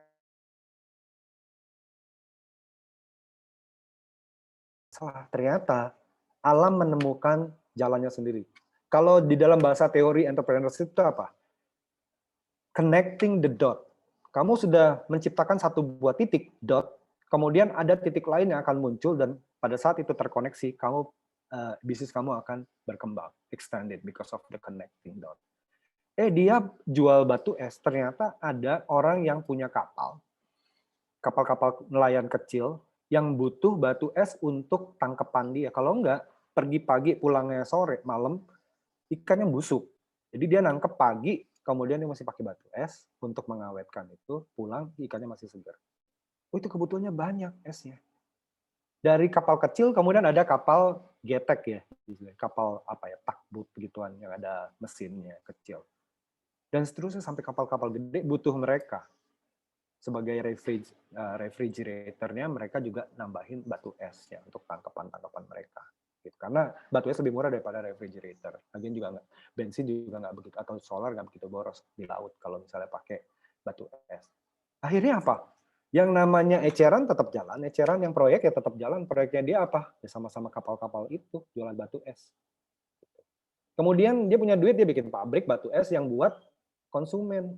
Yang kalau kita beli batu es satu karung di hypermart begituan, dia bikin pabrik untuk bikin es batu ya seperti itu. Berkembang akhirnya. Karena apa? Dia coba ingin meningkatkan keuntungan dari bisnis dia. Dia taunya itu orang-orang yang terlibat dengan dia ya di situ, ya dia mesti ngembanginnya gimana. Akhirnya jadi gitu. Dari uang yang ada dia kembangin usaha-usaha lain di luar batu es. Ya sama kita bilang contoh ya. Saya pernah melarang anak saya untuk jadi YouTuber. Akhirnya nyesel, terus saya bilang ke dia, terserah kamu mau jadi apa. Karena saya nggak tahu dunia itu pada saat itu. Kenapa? Pada saat saya lihat Atta Halilintar waktu itu pertama kali yang dia nembus sampai 10 juta ya. Oh ternyata Atta Halilintar itu menghasilkan dari YouTube, dia nggak cuma YouTube aja. Dari duit dia bikin fashion, dia bikin makanan, dan lain-lain. Oh iya benar juga ya. Kita untung, nggak mesti kita terus di situ. Ini cuma mungkin batu loncatan atau cash cow, orang bilang. Cash cow itu jadi piggy bank kita, atau jadi ATM kita, atau jadi sumber keuangan utama kita untuk membiayain proyek-proyek yang lain yang kita suka, yang kita pikir berpotensi untung dan segala macam. Kadang-kadang juga ada yang pakai itu untuk hobi. Gue bukan untung, ini gue hobi gitu. Air modeling, atau mungkin figurin yang model-model robotan segala macam. Ada teman saya yang dia untung, dia modalin untuk hobi dia. Walaupun hobi dia itu jalan, ada yang beli segala macam, tapi nggak bisa diandalkan karena hobi atau kesenangan itu kan orang kelebihan baru bisa butuh gitu, dan itu nggak banyak juga. Jadi bisnis itu menarik, kenapa? Karena you do not know where it ends. Gitu. Selalu ada tantangan baru. Tanpa disuruh kamu akan belajar, itu satu. Kemudian, why do I have to take such a risk, Pak, untuk jadi entrepreneur? Kenapa? Saya selalu bilang, mahasiswa itu no risk. Benar-benar no risk. Nah, karena dia no risk, you just take it. Tapi Pak, begini, begitu. Oke lah. Kita kasih perbandingan yang paling kamu concern sebagai mahasiswa itu apa? Kalau bisa kayak mendadak. Orang bilang, pensiun muda kayak mendadak. Benar nggak? Mahasiswa kan selalu mikirnya gitu.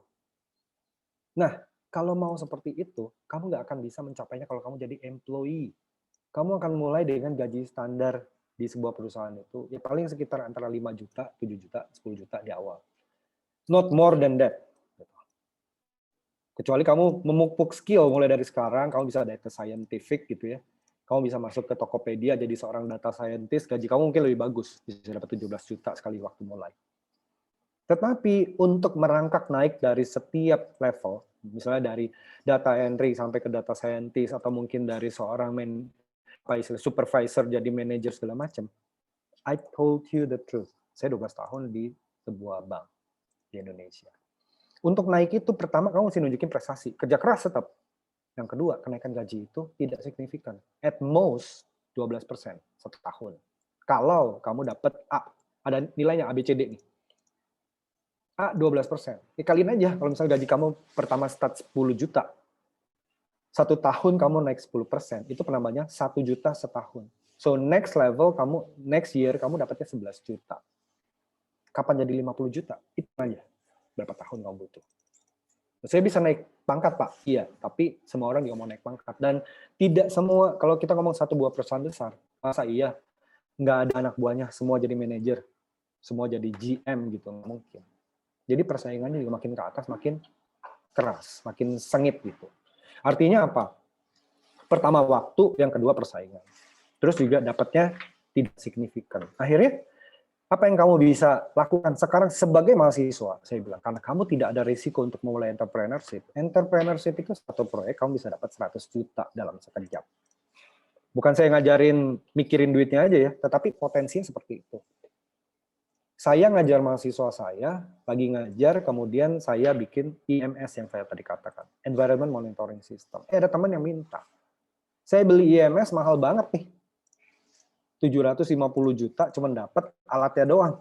Serius. Kalau ada yang lebih murah itu mau. Ya berapa murahnya? 100 juta gitu. Wah, gue beli 10 deh katanya kalau ada bener. Dia nggak tahu saya punya. Bener nih, saya bilang. Saya demo boleh nggak? Kamu punya? Punya lah. Ayo, demo presentasi. Saya demoin presentasi. Ini yang kita mau. Tapi nggak rich feature ya. Kita mesti jujur ya kepada klien. Saya nggak rich feature. Saya nggak perlu feature lain. Saya cuma butuh ini kok. Saya cuma butuh monitor. Kalau yang merek lain itu, yang mahal itu, kamu dapat semuanya memang. Tapi kan saya nggak perlu. Kayak handphone, saya cuma butuhnya WhatsApp sama telepon misalnya. Saya nggak butuh yang lain-lain. Ya ngapain saya beli sampai segitu juga katanya.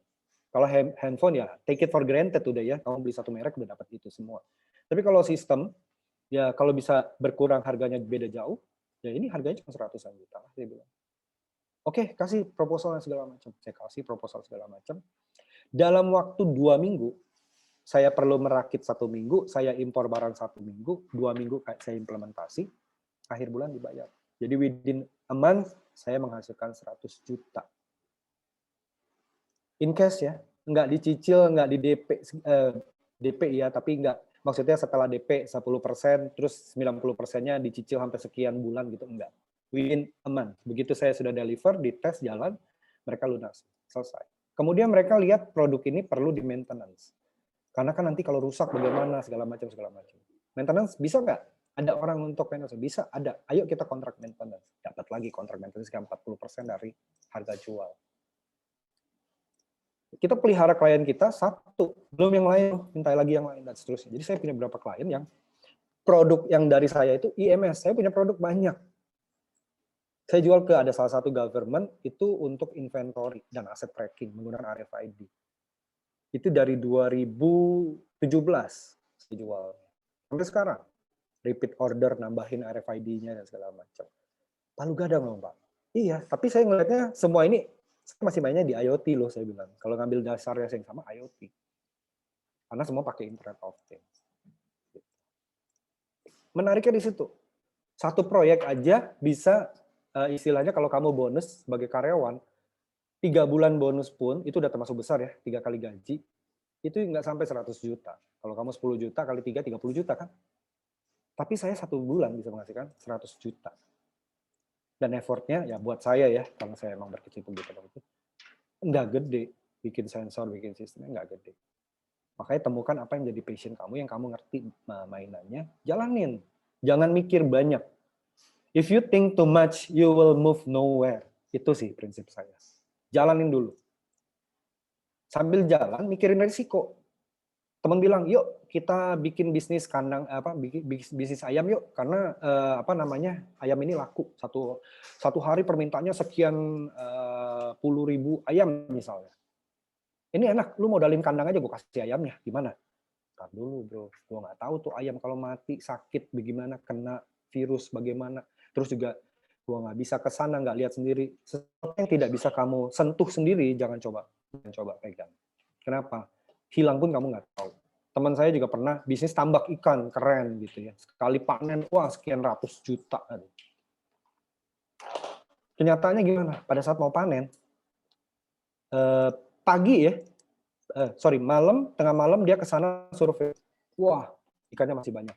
Subuh-subuh ngangkat, udah mobil datang semua mau ngangkat ikannya. Sekali diangkat jaringnya kosong. Subuh-subuh udah digasak orang. Ya, jadi yang seperti itu jangan coba. Kalau kamu nggak bisa pegang, kamu nggak bisa monitor, jangan coba terjun ke sana dulu. Kecuali kamu pikir nggak apa-apa, saya kasih duit di situ modal 20 juta, hilang juga gue nggak bangkrut kok. Ya silakan. Nilai uang itu adalah nilai resiko kamu. Atau misalnya juga resiko lain selain uang apa? Ya kita melakukan sesuatu yang melanggar hukum, jangan. Ada mahasiswa saya, dia jual apa? Dia jualnya wine. Saya bilang, Pak, saya boleh nggak jual minuman keras di tugas Bapak ini? Saya sebenarnya sampai sekarang juga sudah jualan minuman keras. Saya bilang ya, saya nggak anti yang begituan. Kan memang ada produsen minuman keras, tetapi masalahnya adalah Tokped boleh nggak tempat kamu buka toko? Satu. Yang kedua, kalau kamu jualan miras, kamu punya izin nggak? Kan pasti ada izinnya. Kalau kamu punya izin, legal, why not? Jalanin aja. Gitu. Pak, saya ada jual vape, Pak. Gimana? Itu balik ke kalian. Saya bilang sebagai pebisnis, kadang-kadang kita mesti pegang dada kita nih, pegang hati. Kalau misalnya menurut kamu merokok itu tidak baik buat kesehatan, kalau saya ya, saya nggak akan jual produk-produk yang berkaitan dengan rokok. Karena saya pribadi punya idealisme, merokok itu tidak baik buat kesehatan. Saya nggak mau. It's not about the business itself, but it's because of me. I have my own principle. Jadi saya nggak jalanin itu. Saya juga pernah dapat permintaan dulu banget. Pak, saya mau bikin togel ini, Pak. Bisa nggak bikin program yang bantu saya begini speknya? Bukannya nggak bisa. Duitnya lumayan. Orang yang punya togel gitu ya. Tapi saya bilang apa? Saya punya prinsip, saya nggak minum, saya nggak ngerokok, saya nggak judi. Jadi saya nggak mau. Bodoh amat duitnya segitu. Saya cari dari tempat lain. Itu prinsip ya. I don't tell you to not do it. If you have something different to what I think, then just do it. Karena apa? Morality kita akan merongrong kita. Kalau moralitinya kamu nggak ke sana, ya so what? Gitu. Jadi lakukan apapun yang tidak melanggar hukum, yang sesuai dengan norma masyarakat. Gitu. Nah, sorry to say, misalnya ada orang yang, kita ngomong sorry di sini, kita belak-belakan sebagai bisnis ya. Misalnya ada orang yang jual sex toys. Tapi if your morality not to do so, ngapain gue dapat bisnis dari yang begituan, gue nggak mau. Ya don't do it. Tapi buat yang lain, wah ini justru orang suka semua nih, gue jual. Go ahead. Karena itu nggak melanggar hukum. Tapi kalau kamu impornya illegal, black market tinggi, yang nggak bayar pajak yang seperti itu, then it's not the business itself, man. Tetapi kamu udah go against the law. Nah itu nggak bisa yang melanggar hukum. Jadi batasan-batasannya gitu. Tapi bisnisnya apapun bisa. Kecuali yang melanggar hukum. Jangan. Yang melanggar norma masyarakat, jangan. Bisnis itu udah banyak. Bisnis itu udah banyak. Teman saya pernah bilang, wah zaman sekarang bisnis yang nggak legal aja susah, apalagi yang legal. Oh, itu lo persepsinya salah. Morality lo salah. Bisnis yang legal itu ada banyak banget, cuman kita aja yang belum ketemu. Gitu aja. Ngapain urusan yang illegal. Jadi entrepreneurship itu kalau dari saya seperti itu. You have your gut, do what you want to do, put your passion in it, fight for it. Kamu akan amazed where you will end up. Kamu nggak tahu kamu akan berakhir di mana. Itulah entrepreneurship. You can define at the very first time based on what you have in your class, theory, whatever you say it. Kamu bisa dapat itu semua di awal. Oh, saya mesti siapin ini modal, kemudian bagaimana, terus ini persiapan, dadi. You can know that. It's apa ya? It's fine to know all of those things. Tapi satu lagi, jangan sampai itu membatasi kamu untuk memulai bisnis. Salah. Entrepreneur itu hanya akan terjadi apabila kamu sudah memulainya. Kamu terjun ke dalamnya, itu entrepreneur. So, what do you have to wait? Lakukan sekarang. Mulai. Pak, saya masih mahasiswa. Ada masalah gitu kalau kamu sambil jualan sesuatu di Tokped? Enggak kan? Makanya saya suruh mahasiswa saya, mulai sekarang. Kemudian sambil kamu belajar di kelas tentang entrepreneur. Entrepreneur itu harus begini. Sorry nih Pak, dosen yang lain misalnya yang lagi ngajar entrepreneur. What I want to tell you is that put that as your reference. Tetapi it's not your law. It's not your Bible. Kamu pakai itu sebagai referensi. Bapak ini ngomongnya begini. Oke, good. Masukin ke dalam laci. Waktu kamu jalanin bisnis kamu ketemu dengan kondisi begitu, you have a very good reference to refer to dan for you to make some decisions, considerations, kemudian kamu decide based on that reference.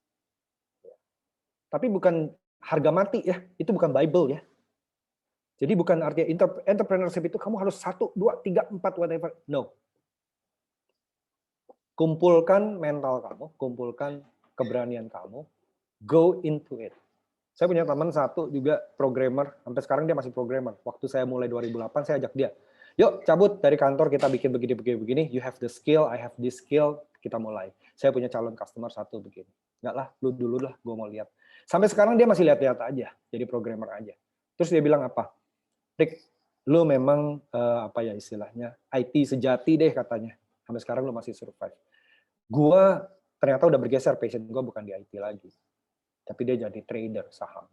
Dia bilang, sorry, kita bertolak belakang, men. Gue nggak pernah percaya sama namanya saham, insurance, sama MLM. No, kamu ajak saya bisnis 3 itu, no. Bukan soal bisnis yang nggak bagus atau apa. But it's just not me. Gitu. It's just not me. Gitu. Saya bilang ke teman saya yang mau ngajak saya bisnis. Bisnis model saya itu satu. Saya mau yang bisa. Saya mencangkul, saya nanam, saya dapat nasi, makan. Itu saya mau. Tapi kalau istilahnya, oh ini aja begini gampang, duitnya sekian kali lipat, whatever. I don't buy it. I don't believe in that kind of business. Bukan saya ngomong itu nggak benar ya, nggak. Tetapi it's me. I myself have the morality, have my own principle that I don't believe in such business. Tapi ada orang lain yang banyak yang sukses, teman saya banyak yang sukses. But still man, walaupun dia tetangga terbaik saya, yang punya bisnis begitu dan dia sukses, saya nggak akan ikut-ikutan ke bisnis itu kok. Karena apa? It's just not me. Jadi, as an entrepreneurship, kamu juga mesti punya warna tersendiri. Silakan, kamu punya warna. I believe in cafe business, jalanin.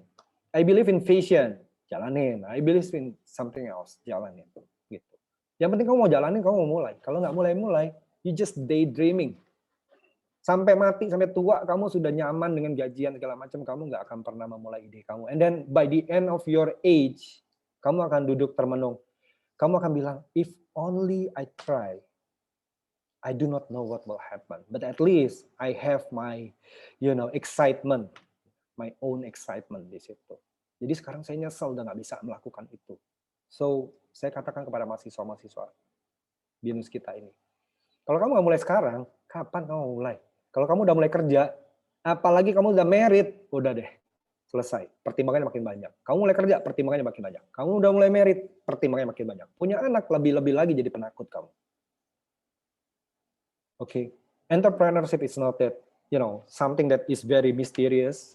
It is mysterious, but it is also something like, like if you hunt for a treasure, when you find one, you will have, all the joy of the world. Kamu punya itu semua. Nah, kenapa kita berapi-api dari BINUS, dari saya juga, diundang hari ini untuk meng-encourage kalian tentang ini, sharing tentang ide segala macam ini. Kenapa? Karena kalau kamu tidak mulai, kamu akan rugi. Sekarang waktunya. Saya kasih tahu lagi ada satu. Dulu waktu tahun 2009, saya baru mulai entrepreneur, saya diajak teman dulu sebelum jadi entrepreneur murni. Saya masih join-joinan sama teman, jadiin CEO, karena dia seorang anak band, dia nggak bisa ngurusin bisnis dia, kemudian dia minta saya untuk jadi CEO-nya. Kalau kamu tahu, sekalian promosi dikit ya, kalau kamu tahu 10 to 5 band, pentolannya itu, jadi yang pencetus 10 to 5 band itu adalah teman saya. Dia ngajak saya, dia jadiin saya CEO-nya, dia sibuk keliling dari kampus ke kampus untuk show lah, seperti itu. Waktu itu kita jualan apa yang disebut SMS payment. Kalau sekarang kan e-money segala macam. Saat itu belum ada aturan BI yang untuk e-money. Nggak bisa. Kamu punya kemampuan bikin e-money pun tidak legal. Nggak ada aturannya. Jadi BI belum keluarin. Jadi waktu itu kita bikin SMS payment. Bagaimana? Kamu beli tiket pesawat, nanti bayarnya pakai SMS. Jadi kirim SMS itu disampaikan ke, waktu itu kita kerjasama Bank BNI 46, dipotong akunnya di Bank BNI 46, kemudian kamu dapat tiketnya. Jadi istilah kita SMS payment. Pertama di Indonesia. Tetapi boomingnya nggak seperti sekarang. Begitu buka satu e-commerce jadi. Begitu buka e-commerce jadi. Kenapa? Karena marketnya gede di Indonesia. Itu kenapa Alibaba dan lain-lain yang investor-investor Cina, dari Arab, itu mau datang ke Indonesia karena market kita gede. Customer kita itu gede. Lihat aja penduduk kita berapa, kan gede. Ya itu calon market, calon customer kita. Nah dulu waktu kita bikin SMS payment, it was a very good product and it's the first in Indonesia. Nah, tetapi masalahnya apa? Learning curve. You have to know the learning curve. Learning curve itu apa? Kurva belajar. Jadi masyarakat itu perlu waktu untuk meyakini bahwa metode pembayaran ini nyaman, aman, sederhana terakhir. Sekarang siapa yang nggak, yang istilahnya bayar pakai GoPay ya, udah ngerti gitu. Dulu bayar pakai SMS payment, nggak ngerti. Jadi mesti datang ke klien, kita presentasi, kita demoin, kita kasih tahu ini seperti ini. Si pelapaknya punya, contoh salah satu adalah buku kita misalnya. Buku kita itu kita bisa beli buku pakai SMS payment waktu itu. Kita kasih tahu si buku kitanya oke, bukukita.com. Sampai sekarang masih ada bukukita.com. Buku kita itu oke, tetapi masalahnya dia bilang apa? Pak, mengencourage customer saya atau member dari buku kita untuk beli buku menggunakan SMS payment, itu yang susah, Pak. Orang nggak tahu seperti itu. Dan kalaupun mereka mau, belum tentu mereka punya account BNI 46. Jadi kita kerja sama BNI 46, marketingnya suruh jualan SMS payment juga, dikaitkan ke rekening mereka.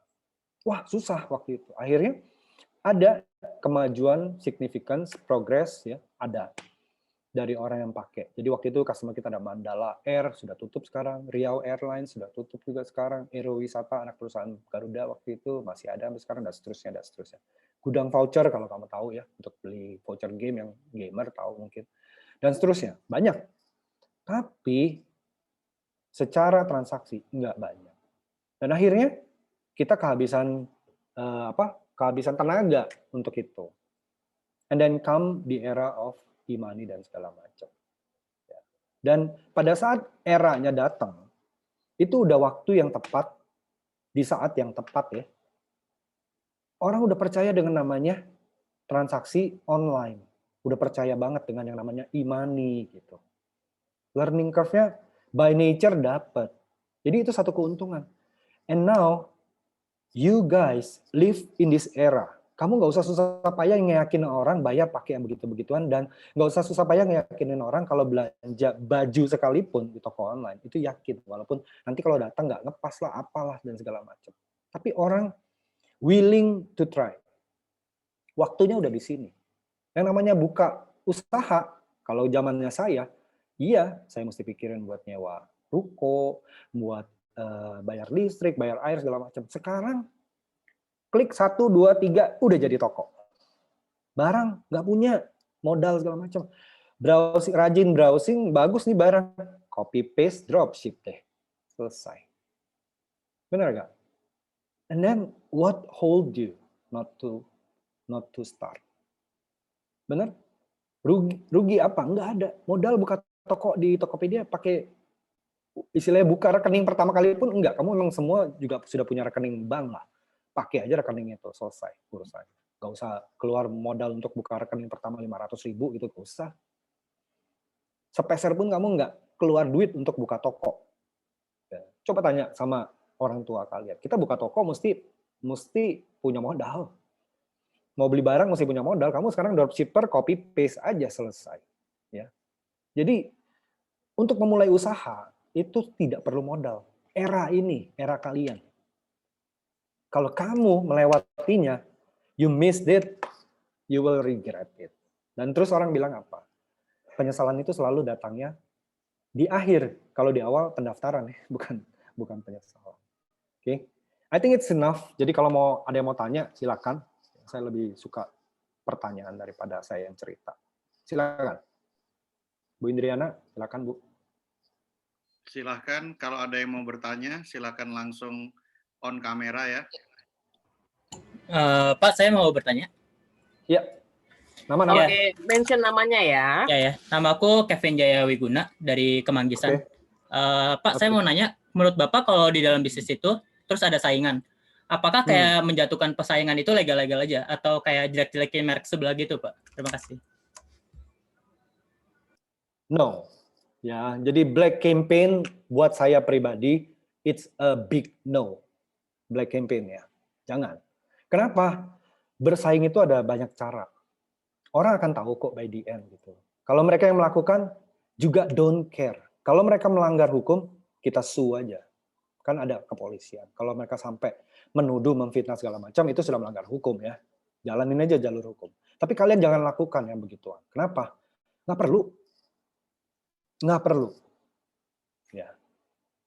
Kayak misalnya kita bilang Bukalapak, Tokopedia, ya, Blibli, you name it lah ya. Tapi kan semua ada, orang bilang apa? Semua ada rezekinya masing-masing, beda-beda garis tangan. Ternyata misalnya member dari Tokopedia lebih banyak daripada Bukalapak. Itu pun tahun ini, tahun depan mungkin beda lagi. Ya jalanin aja. Kenapa? You have to believe that what you are doing, you exactly know who your potential customer. Kalau kamu sudah lakukan itu, kamu pasti sudah research. Banyak yang mau pakai produk saya. Kalau kamu sudah tahu itu, and you believe in that potential customer, kenapa kamu mesti bingung? Seperti cerita saya tentang nasi goreng tadi. Ya, walaupun 20 jejeran, tetap aja tiap malam minggu mereka meraup untung. Kalau mereka bilang, gue mau sendirian, gue racunin aja sebelah segala macam. Even if you only the only gerobak yang ada di situ tiap malam minggu, kamu juga nggak bisa mengcater sekian banyak customer, benar nggak? Semua ada rezeki masing-masing.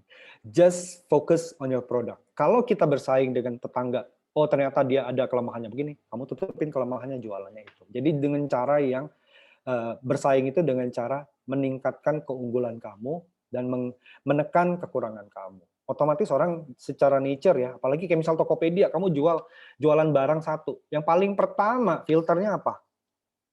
Harga yang paling murah. Kalau kamu udah mahal, udah selesai deh. Kamu nggak ada di top page lah gitu, ya kan? Nah, hal yang seperti yang kamu mesti lihat. Harga, produk, fungsi, macam-macam. Nah, kamu lihat kembali ke produk kamu. Ya, jadi nggak perlu yang begituan. Don't do the black campaign. I myself, saya bukan penganut yang seperti itu. Jawab, Kevin? Alright. Jawab, Pak. Thank you ya. Thank you. Oke, ada lagi teman-teman? Kira-kira siapa yang mau nanya? Ya, Pak. Ya. Yes, silakan. Ya, Rihan, saya mau nanya terkait jadi perjalanan karir usaha Bapak dari awal sampai akhir, dan Bapak kan sempat kayak berpindah-pindah jenis usaha dan lain-lain. Pasti ada pencarian partner atau pencarian orang. Bagaimana prosesnya? Apakah Bapak pernah atau seringkali sengaja mencari dan berusaha mencari orang yang cocok dengan Bapak, terutama partner ya? Atau itu memang invisible hand datang dengan sendirinya gitu? Oke, it's a great question ya, yang tentang invisible hand. Sebelum saya ngomong tentang invisible hands, saya berusaha mencari. Saya bahkan pernah kerjasama sama Binus, kalian punya program 3-in-1. Saya, yang pertama kali yang saya ingat saya, pertama kali yang mengadopsi 3-in-1, menampung mahasiswa Binus untuk magang di tempat saya. Dan saya gaji waktu itu. I just happen to know that I am the only company yang nampungin mahasiswa Binus dan saya gaji, yang lain enggak. Saya dengar dari program manajernya sendiri. Anyway, bukan soal itu, tetapi saya nyari bahkan ke mahasiswa juga. Kenapa mahasiswa? Karena kalian masih idealis. Di bisnis saya butuh orang yang idealis. Itu satu. Nah, kemudian kalau soal invisible hands, soal partner dulu deh. Soal partner, saya pernah beberapa kali berpartner, tetapi yang jadi masalah dengan partnership yang saya belum dapat juga sampai sekarang ya, karena mungkin masalahnya di sini. Masalah idealisme. So I want to tell you, when you have an idea, you are the only person that believe in that business. No one else, not even your own son. Enggak, cuman kamu. Kalau kamu, saya juga saranin mahasiswa saya juga ya. Kamu nonton deh yang namanya The Romance of Three Kingdoms. Samkok, legenda Samkok. Itu dipakai oleh orang-orang barat juga dalam berbisnis ya. Banyak filosofi-filosofinya yang bagus buat bisnis. Nah, kalau kamu lihat di film itu, dari satu raja ke raja yang setelahnya atau anaknya, nggak pernah ada satu yang sukses. Idealisme atau apa yang dicita-citakan oleh raja tersebut tidak pernah turun ke anaknya. Bahkan ke anak sendiri. So, in our business, if you right now you have your very own idea, you have to believe that no one believe in what you believe, not even your own child. Believe me. Nggak ada orang yang percaya. Jadi susah untuk mencari partner. Pada saat kamu ketemu seorang partner yang benar-benar punya visi dan punya istilahnya passion, punya segala sesuatu yang boleh dibilang sama dan sebangun dengan kalian, kongruen, maka itu adalah God gift. And then you can call it's an invisible hands for that. Kalau partner agak susah. Sampai sekarang saya belum berhasil berpartner. Berpartner putus. Tapi artinya kita breaking up in a good term. Kita sama-sama saling mengakui. Ada satu mantan partner saya juga. Dia bilang, Rick, masalahnya satu. You believe in invention. Kamu itu inventor. Saya bukan. Saya nggak percaya dengan product creation. Saya cenderung untuk jual produk. Saya bilang saya nggak bisa yang begitu. Bisnis saya mulai dengan begitu. Saya tahu kebutuhannya saya bisa bikin, saya bikin. Saya tahu ada yang punya, saya tetap akan modifikasi, kita tambahin. Kenapa? Karena itu jadi pembeda, saya bilang. Itu membuat kita bisa jual lebih mahal. Terus terang, kalau orang jual misalnya satu buah produk harganya 10 juta, saya bisa jual harganya 30 juta, dan orang itu nggak protes. Kenapa? Karena ada sesuatu yang berbeda dengan produk yang 10 juta itu. Gitu. Dan karena kamu juga mesti pintar-pintar ya, tahu kebutuhan dia. Dia 10 juta murah. Ya. Tetapi dia bilang, ini nggak bisa begini. Kita tahu dia butuhnya itu, kita bikin yang 30 juta. Mereka dengan senang hati keluar 30 juta untuk kita. Nah, itu salah satunya. Nah, mengenai invisible hands, saya mesti katakan di sini memang betul. Ya. Sebagai entrepreneur, di depan saya katakan, semakin kamu jadi entrepreneur, semakin lama kamu jadi seorang entrepreneur, harapan saya, karena saya mengacu ke diri sendiri, kamu akan jadi semakin religius. Kenapa? You believe in those invisible hands. Lucunya apa? Setiap kali saya mempelajari sesuatu, fokus sesuatu, kok datang tawaran untuk bikin sesuatu. Ya, indeed, terjadi gitu. Saya tentang belajar RFID, tahu-tahu orang minta RFID. Saya belajar tentang mobile application, orang minta mobile application. Saya lagi ngoprek-ngoprek sensor segala macam, orang minta IMS. Macam-macam ya, banyak semua itu. Jadi saya pikir saya nggak boleh berhenti. Kita punya orang-orang, tetapi saya pribadi itu masih menjadi think tank buat perusahaan saya. Nah, invisible hands itu akan datang buat kamu di saat yang tepat. Kamu nggak sanggup, nggak akan dikasih sama yang di atas. I believe that. Kalau kamu sudah siap, kamu akan dapat ordernya itu. Secara natural, nggak yang tahu-tahu di tengah jalan, orang yang nggak kenal, kemudian tepok bahu kamu, kamu bisa bikin ini. No. Tapi in a very natural and beautiful way. Melalui orang-orang yang kamu kenal. Makanya di dalam entrepreneurship juga dikatakan apa? Extend, broaden your network. Itu kenapa? Who knows, one of your network, one of the people in your network will become your connecting dot yang saya katakan tadi. Jadi orang yang menyambung apa yang kamu sedang kerjakan. Nggak mesti directly, kadang-kadang teman ini kita ngobrol sama satu teman itu ngobrol ke teman yang lain. Dan jadi sesuatu. That is invisible hands, that I believe. Mudah-mudahan menjawab ini, Reynard. Iya, Pak. Sangat menjawab. Kalau boleh ada satu lagi, Pak. Kan kalau saya akui untuk mencari partner emang agak sulit. Dan terbukti Bapak pun masih belum menemukan sampai sekarang. Tapi yang saya penasaran itu ada satu. Dalam perjalanan Bapak berbisnis dan menjalankan usaha.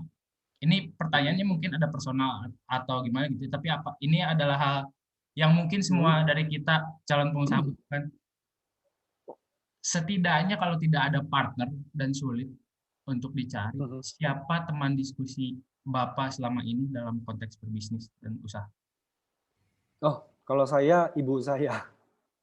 Mama saya itu nggak ngerti teknologi. Tapi yang uniknya ya, dia bisa masuk ke dalam pemikiran saya. Mungkin karena anak ibu ya. Saya selalu diskusinya sama ibu saya. Itu yang pertama yang saya cari itu. Yang kedua, kalau soal bisnis, saya orangnya ini kamu boleh sebut saya keras kepala batu lah. Ya, kalau ngomong keras kepala belum keras banget, kepala batu saya.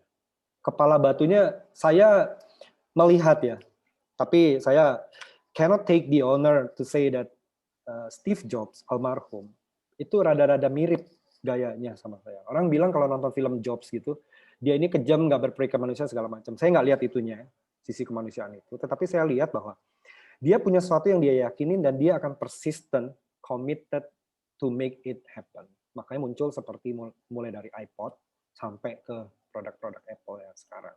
Baik dari sisi desain, baik dari terobosan-terobosan. Saya nggak mau yang begini, kalau begini mah sama aja. Saya orangnya begitu. Dan saya nggak mau dibantah loh soal itu. Ini kelemahan sekaligus kelebihan ya. Kenapa? Seorang invent, kamu nggak bisa dipengaruhi. Kamu dipengaruhi, kamu berakhir dengan menjadi seorang plagiat. dalam arti plagiat kayak Jepang kan mulainya juga dengan mencontoh produk orang lain kemudian bikin produk sendiri yang lebih bagus misalnya seperti itu. Tetapi saya somehow lebih lebih karena mungkin saya terbiasa mencatat apa yang saya pikirkan ya. Tahu-tahu terbersit saya catat. Setidak masuk akal mungkin pun saya catat ide-ide tersebut. Nah, jadi saya udah terbiasa punya ide. Kalau kamu nanya saya ide, nggak habis saya. Nggak habis. Nah, ada beberapa ide yang bisa dijalankan, ada yang tidak bisa dijalankan. Ada yang cepat, ada yang bisa lama. Saya cenderung cari yang cepat, yang bisa dieksekusi, yang bisa menghasilkan uang. Ya, seperti itu. Nah, jadi kalau dibilang hal yang seperti tadi Renar katakan itu, saya bilang ya kembali kepada masing-masing ya. Satu, yang kedua, kalau ngomong soal nanyanya ke siapa, saya paling believe, saya paling dengar orang tua saya. Karena dia nggak ada tendensi untuk merubah saya atau mengintervensi di dalam produk-produk yang saya create, tetapi lebih ke filosofis. Saya suka hal yang filosofis ya.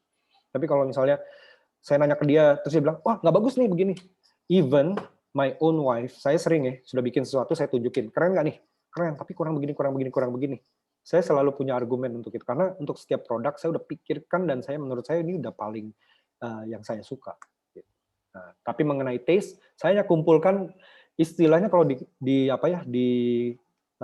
layanan ya, di services itu namanya voice of customer. Istri dan anak saya itu jadi voice of customer pertama saya. Saya tunjukin, yang ini bilang fontnya begini kurang bagus, yang ini ngomong warnanya kurang bagus, yang ini ngomong begini begitu, ini mendingan diklik dulu langsung dan seterusnya. Itu saya tampung. Kalau itu membuat aplikasi saya atau sistem saya lebih gampang, saya akan ubah. Seperti itu. Tapi kalau soal prinsip bagaimana konsep komunikasi dan segala macam, I believe in myself. Saya believe in error. Trial and error. Waktu saya coba susah nggak bisa jalanin, saya nggak maksain, saya muter. Jadi kalau ngomong saya lebih banyak ngomong ke siapa, saya lebih banyak ngomong ke ibu saya. Gitu. Temen jarang sih. Saya nggak tahu kenapa ya. Ya itu mungkin ya kepala batu. Saya nggak banyak dengar orang sih. Berarti selain diskusi dengan ibu, lebih dalam konteks bisnis itu Bapak lebih banyak diskusi sama diri sendiri porsinya dibanding diskusi sama orang lain. Iya, saya banyak research, saya banyak baca internet, nyoba ini itu segala macam gitu. Saya banyak baca artikel kayak gitu-gitu sih. Banyak baca sih. Terima kasih banyak, Pak.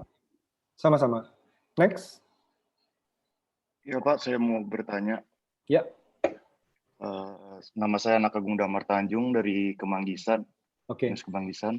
Saya ingin bertanya bagaimana tanggapan Bapak terhadap kata-kata Alibaba di usia 20-30 tahun, joinlah dengan usaha orang lain yang sudah bagus untuk belajar cara menghandle bisnis. Dan di usia 30-40 tahun, barulah kita mendirikan bisnis kita sendiri. Ya. Sebenarnya kalau ngomong Alibaba, kita ngomong tentang Jack Ma ya. Nah, Jack Ma ini pernah ngomong sebenarnya. Ngomongnya begini. Kalau kamu udah sukses, ini mohon maaf agak keras ngomongan dia ya. Dia ngomong, kalau kamu udah sukses, kentut kamu sebau apapun orang akan bilang itu wangi. Singkatnya begitulah. Tetapi kalau kamu belum sukses, sebagus apapun ngomongan kamu dibingkai dengan mutiara sekalipun, orang akan bilang itu kentut. Tidak dihargai. Sehingga, kalau dia ngomong seperti itu, kembali kepada kita yang membaca. Kita mau ambil itu apa enggak? Gitu. Itu satu. Yang kedua, kalau saya bukan orang yang suka baca teori-teori. Kamu bilang 20, 30 segala macam. Kenyataannya Warren Buffett itu sendiri, ya contoh kalau orang yang suka ngomong saham segala macam, Warren Buffett itu suksesnya di umur-umur senja dia loh. Terus orang bilang dia pintar segala macam. For me, saya diskusi sama teman-teman saya yang trading. For me, Warren Buffett itu bukan pintar. Orang yang bikin dia seolah-olah dia pintar. Kalau kamu tanya, mungkin kalau kita punya kesempatan ngobrol langsung sama Warren Buffett, dia akan bilang, gue nggak ngerti apa-apa kok. Gue cuma punya duit, gue udah tua, nggak ada resiko. Ya duit lebih, taruh aja di tempat lain. Tahu-tahu itu perusahaan berkembang bagus, ya gue dapat untungnya. That's it, nggak ada teori, men. Mungkin dia akan ngomong seperti itu. Dan kamu kalau lihat, orang udah tua, besok atau lusa, nggak ada lagi di dunia juga nggak tahu. Nothing tulus, taruh aja duitnya. Dan dia taruh di perusahaan-perusahaan yang menurut dia bagus. Udah selesai. gimana kita ambil jadi patokan? Kalau saya punya duit berlebih seperti dia juga mungkin saya akan lakukan hal itu. Gitu. Saya naruh di perusahaan-perusahaan yang bagus, saya pasti untung, gitu karena manajemennya bagus. Ya, itu satu. Jadi kalau kita ngomong usia, nggak ada usia. Nama 20, 30 ikut orang, kemudian 30-40 baru mendirikan bisnis sendiri. Kalau itu Jack Ma yang ngomong, saya akan bilang sama dia, I cannot believe what you say. Sorry to say, sir. Kenapa? Karena Anda sendiri kan bilang. Ya, kalau sekarang mentang-mentang Anda Jack Ma, coba waktu dulu masih jadi guru, di KFC aja ditolak orang. Benar kan? Then you want me to believe what you say, in what you say, wow, cannot be like that. Saya akan jalanin hidup saya. Kalau saya suksesnya nanti mulai umur 40 atau 50, so be it, itu udah garis tangan dari yang di atas. Atas apa ya, apresiasi atas usaha kerja saya. Jangan batas sendiri, jangan batas sendiri. Terus sekarang saya dengan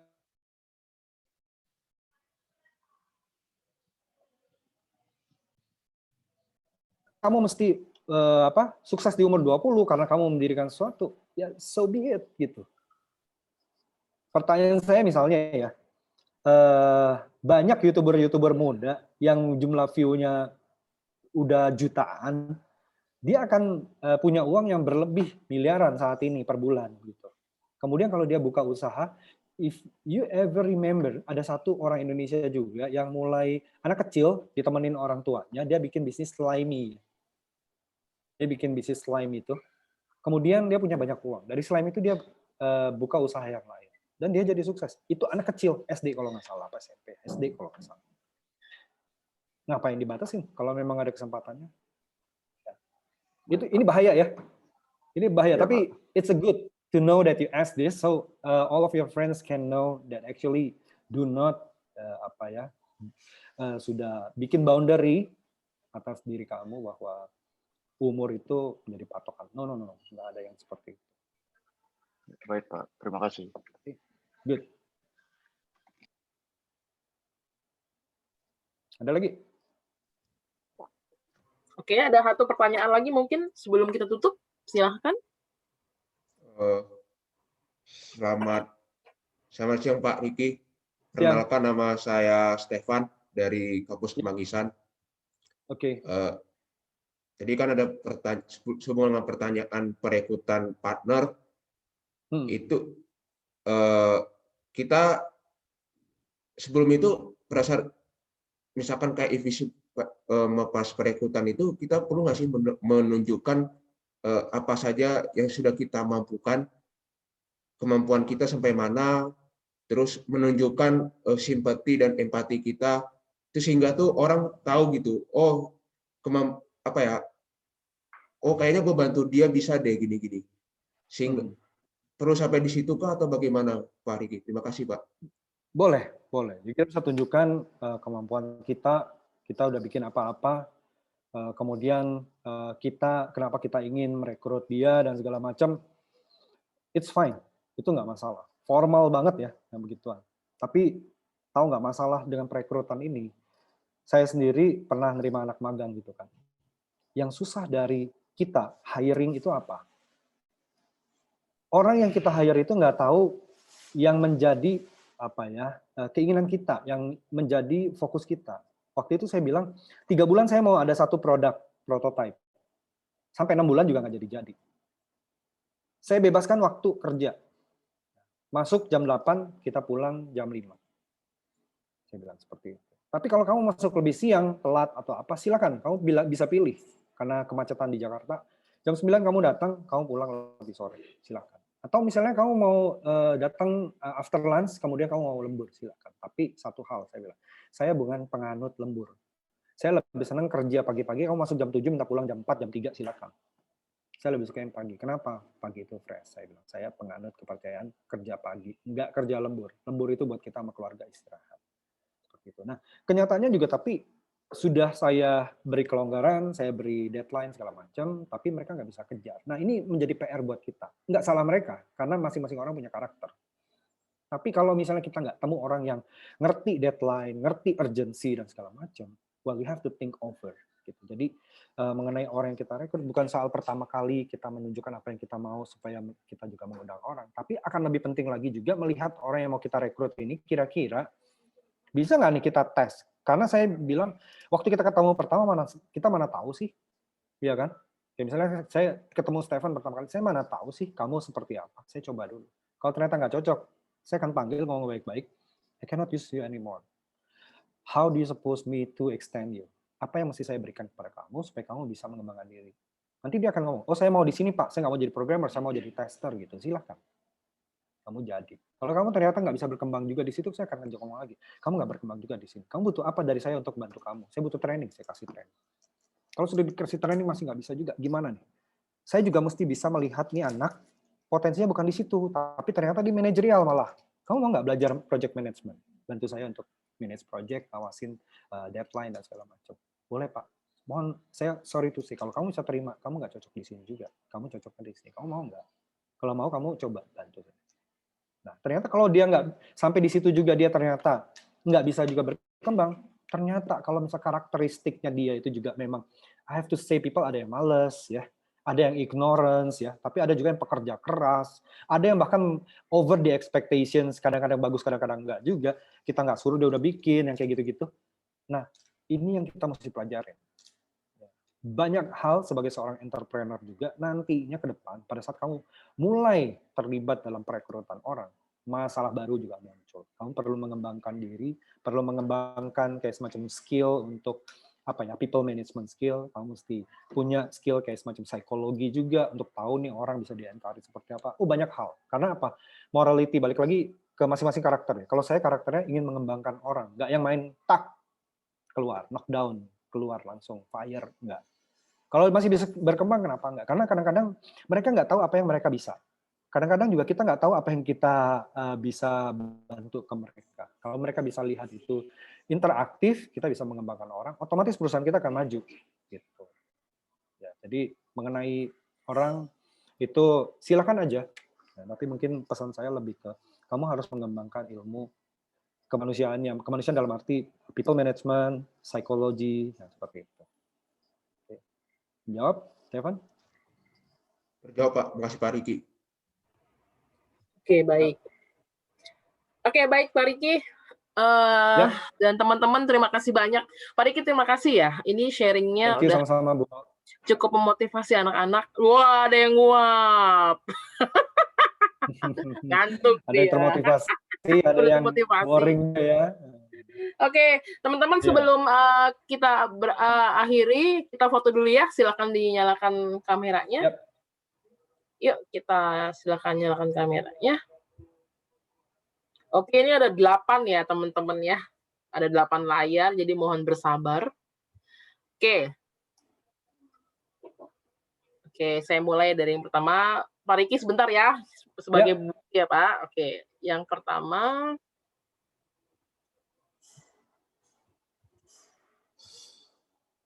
And then yang kedua.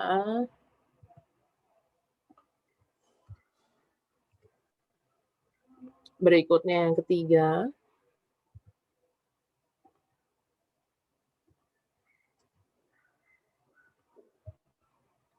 Berikutnya keempat. Ini dari tadi sinyal jelek, Pak. Iya.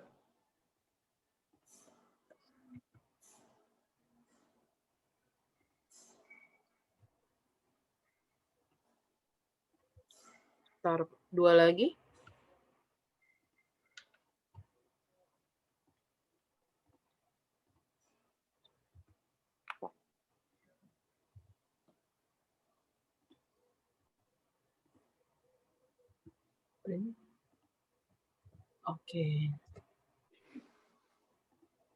Oke, terima kasih banyak Pak Riki. Sama-sama. Iya, terima kasih.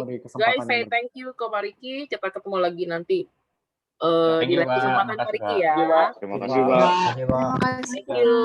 Untuk teman-teman nanti kita ketemu lagi jam 1 ya. Kalian boleh break dulu, silakan siang. Kalian boleh left atau mau standby di sini terserah kalian. Pokoknya kita ketemu lagi jam 1 dengan link yang sama. Oke, thank you. Selamat siang semua. Selamat siang. Thank you. Terima kasih Pak. Terima kasih Pak Riki. Terima kasih Thank you Pak Riki. Sama-sama ya. Oke, keep in touch.